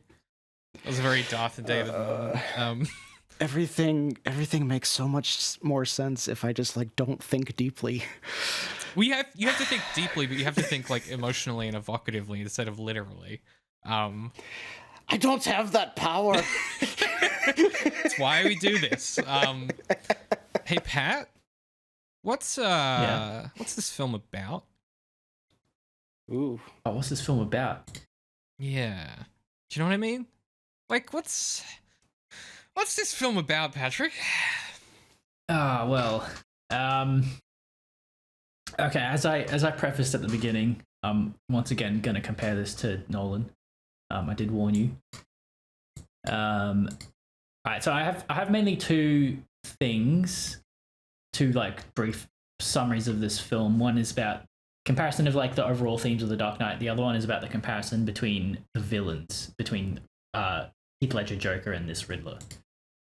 So The Dark Knight is about the naivety of the idea of pure moral goodness. Harvey Dent, as a paragon of virtue, was going to make Batman obsolete. But it's proven by the Joker to be a fragile notion, because as soon as Dent's raison d'etre is shattered, Dent's psychological need turns to anarchy and violence. And the film ends on spreading a lie as truth, so, which is like in order to uphold a dream of moral fortitude. Oh, well, yeah, okay, so, sorry. The film ends on spreading a lie as truth, which is... Wait, what the fuck have I written here?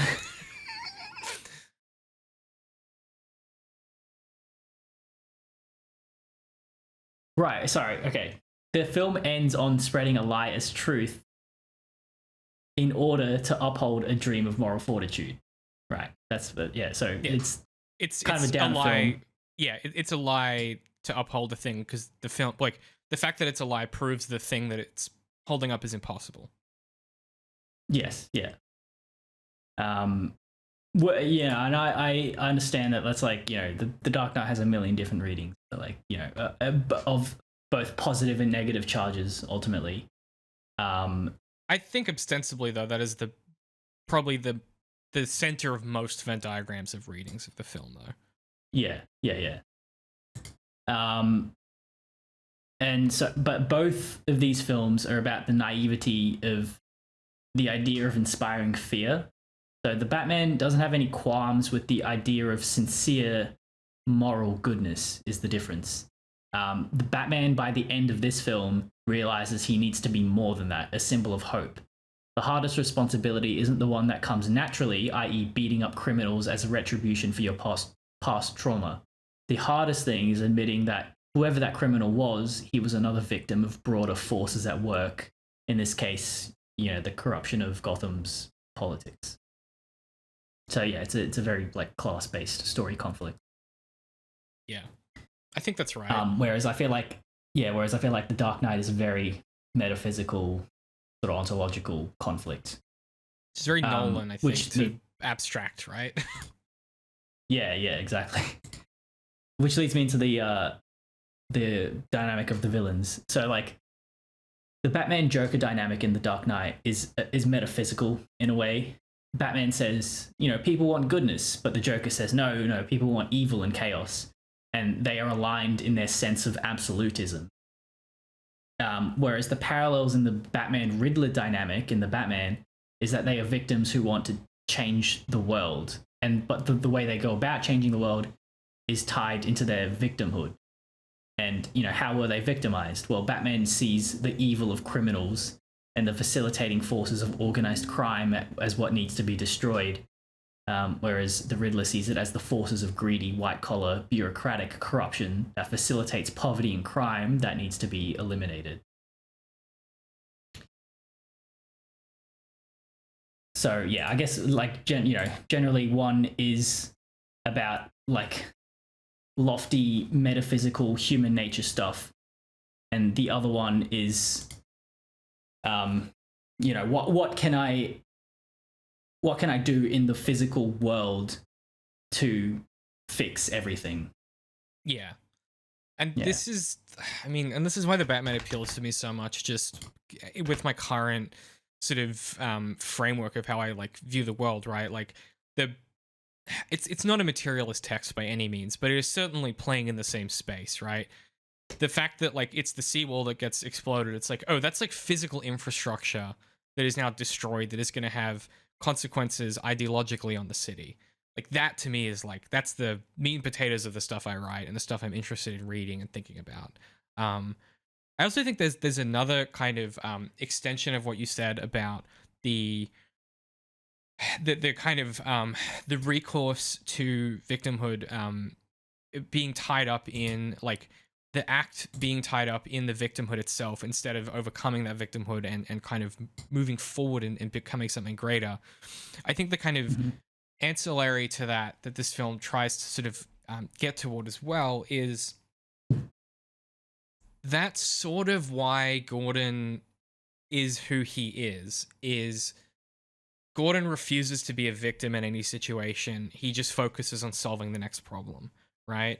And that there's a way in which like that gives him a kind of moral center that is never really addressed or focused on in the story. And that's kind of why he's a great partner for Batman. As I think in this film, at least, he's a bit of a counterweight to some of Batman's darkness. And that's why it's Jim Gordon that holds Batman's punch at the end, not Selena Kyle. You know? And that it's exactly why a story like The Killing Joke is so like horrific. It's because if you try to break down someone like Jim Gordon, and it's just like you have to do the most insane, cruel shit. Yeah, exactly. Yeah.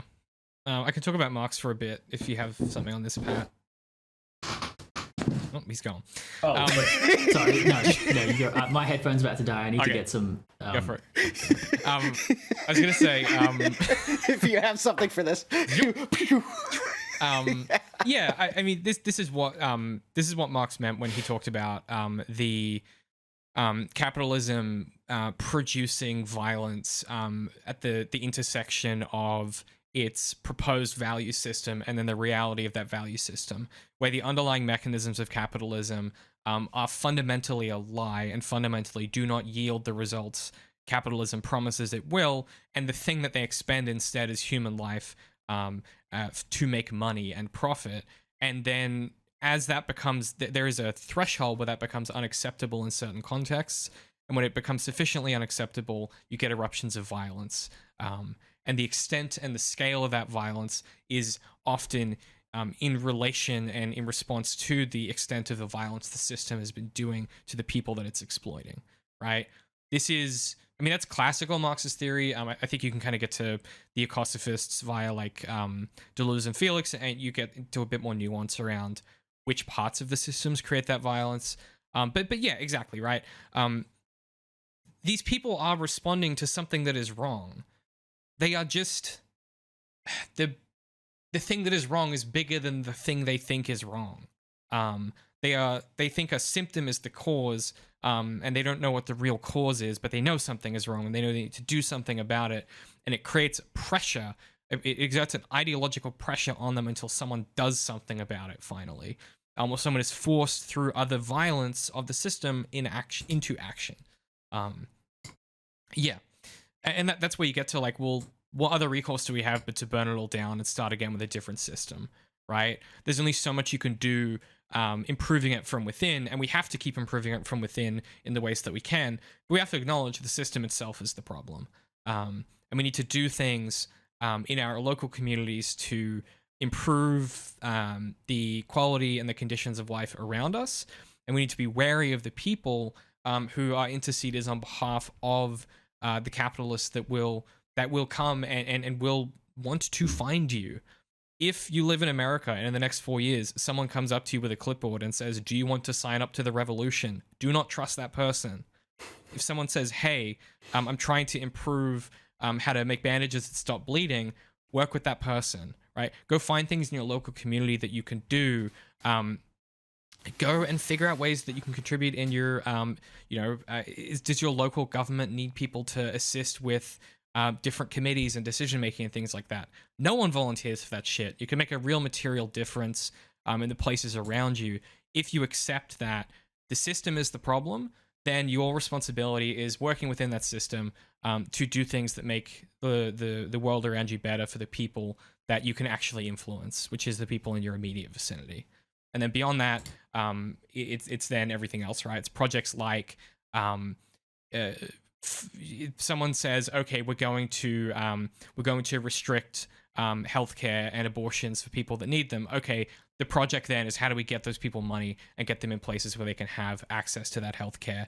How do we subvert the system to achieve those things, right? The recourse is not explicitly at all times the violence that is built up in that victimhood. Eventually there should be violence, yes, but we also have to pursue those other projects and become greater than the violence being done to us by the system and by the people that benefit from the system and by the people that openly benefit from the system. And so those spasms of violence will keep happening until this is Felix's words, not mine. I'm paraphrasing. But, the spasms of violence will continue to happen until we address the underlying violence at the heart of society and work through it as a society and acknowledge that the system is the problem. And that we are all perpetrators in that system, right? If instead you prefer a contemporary example, it's like Kendrick Lamar says, right? Everyone is a murderer. Most of us just kill people a lot slower than gangsters, right? So, that's all there, I think. If you want to start with thinking about all of that stuff, I recommend The Three Ecologies by Guattari Felix, or Felix Guattari, depending on how you read his name. And then obviously Deleuze is a good place to start there too. And obviously your classical Marxist texts, you might want to find someone explaining those if you're not a big reader, but it's all there for the taking. And I think this film is a great entryway, and you could take this film and you could do a pretty compelling Marxist reading or a pretty compelling socialist reading as well, is my feeling. But yes, agreed. This shit is real, is I guess what Darth was saying to summarize. Cool. That's kind of all I've got. Do you guys have anything else that we want to hit on before we wrap up here? I thought that if you had asked me that question of what is this movie about, I just want to say how different my response would have been, because I think I would have classified it as a coming of age story where Batman is growing into the person he's going to be, and that's what the movie is focused on. And Riddler is going through the exact opposite, where he's like starting off as this one thing, and then he's slowly being broken down until he's just a former shell of what he used to be. And now he's like mentally gone and going to go down this life of crime, where Batman is pulling himself out of this more criminal mindset and going towards a hero. And the whole thing is just very simply about growing into who you're going to be. I mean, yeah, that's pretty much like what was my take as well. It is. Yeah, the film is also a coming of age story. Yeah. That's like a first level reading, and then you can then layer up your second and third level readings in different directions using different frameworks, right? That's sort of the thing that we're doing in most times when we talk about stuff, right? Whenever making a claim about a particular text ontologically, where we're going, hey, phenomenologically, as we consume these things, what frameworks can we bring to bear that produce new and varied meanings, right? That's the work of media criticism in a real way. Cool. Okay. I'm happy to leave our discussion of the Batman there. We haven't figured out what we're doing. So we're sort of in a bridging unit at the moment. We haven't really figured out what we're doing next before Daredevil Born Again comes out. We've only got really 2 slots we need to fill. So I think we might do one shot on the Penguin maybe, and then maybe something else. But TBC on that. We will figure that out behind the scenes. I've done something weird. I've written something for the ending of this. So let's do pluggables, and then I'll take us out with a bit of prose for us. So, Darth, where can people find you on the internet if they want to consume your essays? YouTube, DARTH''D. And same thing I said last time is what I'm still working on. So, yep. Love it. I hope that's finished by the time this comes out, because this isn't coming out for Me like 2 too. months, so. Patrick, if people want to find A Method to the Madness and listen to your thoughts on film and philosophy, where can they find you on the internet? People can find us on YouTube, Spotify, SoundCloud, and Apple Podcasts. Search up A Method to the Madness podcast. We also have a website, AMTTM.com. I can see it's on the It's on the screen right now. Below you. Yeah. There's a coincidence again. I didn't do that on purpose. I need to figure out how to do it on purpose. I just don't know how yet. Yeah, go check it out. It is an excellent podcast about film. You can also go check out the kind of complete coverage of Breaking Bad as well. And on the YouTube channel, you can see some pretty fun tier lists looking and thinking about the Breaking Bad universe. You guys know the deal. If you've made it this far, ZeroIndent.com for everything we do, patreon.com/ZeroIndent if you want to support us, even giving us, signing up for 1 month, downloading, again, we've got like 10 years of back catalog there. You can grab access to that. Enjoy it. Any amount you can give helps, and you can find all of our merch at underink.press, as well as my books over there at underink.press. So I'm going to take us out with something. We will catch you guys next time. The rarity of such a work that challenges and discharges the reader with the response to not just luxuriate, but thrill and blush at its gossip and action is common indeed. Yet for such a work to demand that we engage seriously with everything that is not said, every detail that is not explained, every remark left vague, every detail left hanging, and to not just do so with purpose but clarified purpose is rarer still. To force you, dear reader, to grapple with the challenging ideas, complicated problems, and no clear answers that is this text. That the world demands more space, more time, more detail in a 3-hour thriller is maybe somewhat the point of the exercise. That we know not the grimy details of what comes next, nor the unanswerable, unsavory questions of the Wayne's killing remains on the board. And so, dear listener, I leave you with something to ponder in these dark times. We lost our normal life a long time ago. We cannot change the past, and all we can do is protect others and allow them the chance for the happiness that we'll never have. You have to accept that. The truth hurts. But a very wise man once said that the truth will set you free. You must then understand there is a line we must never cross. No killing. It is the only difference between us and them. As much as Batman is a terrifying symbol to the underworld, he is also a symbol to the good people of this city. A symbol of hope. If you can live with that, then Bruce Wayne can live with the responsibility.